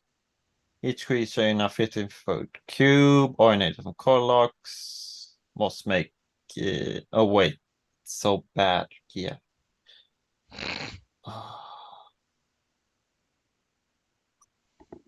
Oh, okay. Which one is holding Lorenzo? This one. Sorry. This one. This one, okay. Then she will run. No, wait, she will stay there and use her light crossbow to hit it. Okay. It's +8 to hit. Okay, the first one is 19 to hit, 18 hits. and the second one is oh god, it's 13. 13 damage. 13 to hit. Oh, 13 misses. So it's 8 + 6. Wow, wow. It's 13 damage. Yeah, 13 damage. Simple. Well, Oh, I God. already minus this one. Can Lorenza get out of He has to make a grapple check. Yeah, so it's athletics. athletics? That's their strong shoot. No, it's not. It's very much just a straight roll. Mhm. 16. 16, she breaks free. Yay. That was her action, right? Yeah. Yeah. He's gonna drink a healing potion. So she gets back a little bit of HP.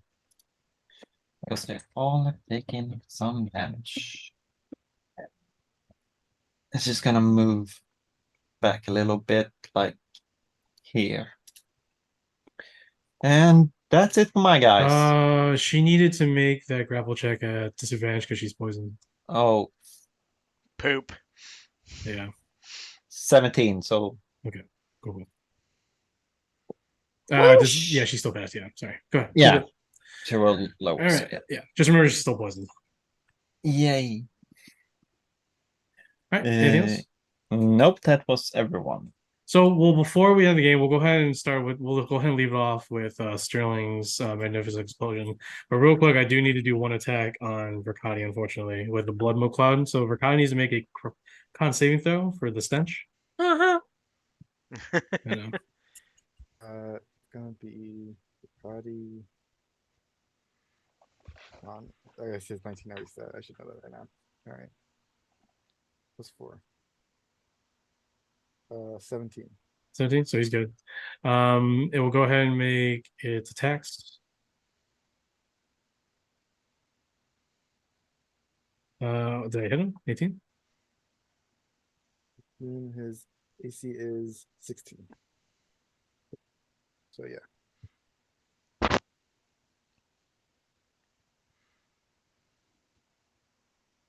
So 44 piercing and 2d4, sorry, 2d4 necrotic.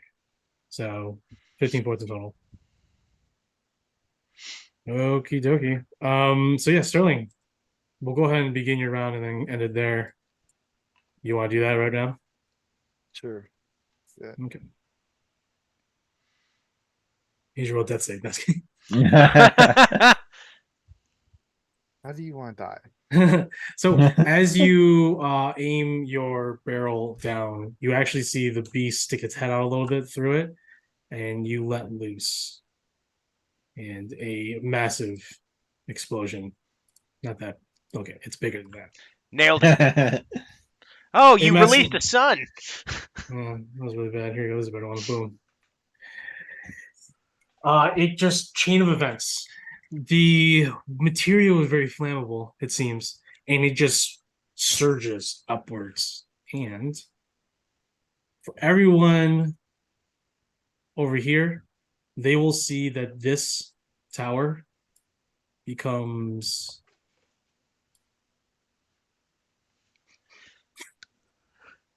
engulfed in flames.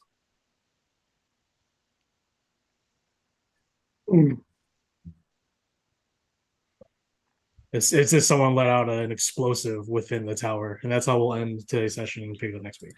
I think we found Sterling. Oh, well, thanks everybody for watching.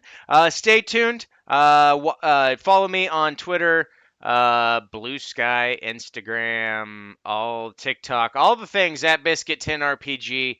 And I will let you all know as releases come out. And join us next Friday when the Red Runners pick back up and we all go to a royal ball of sorts. Have a good day, everybody. Bye bye.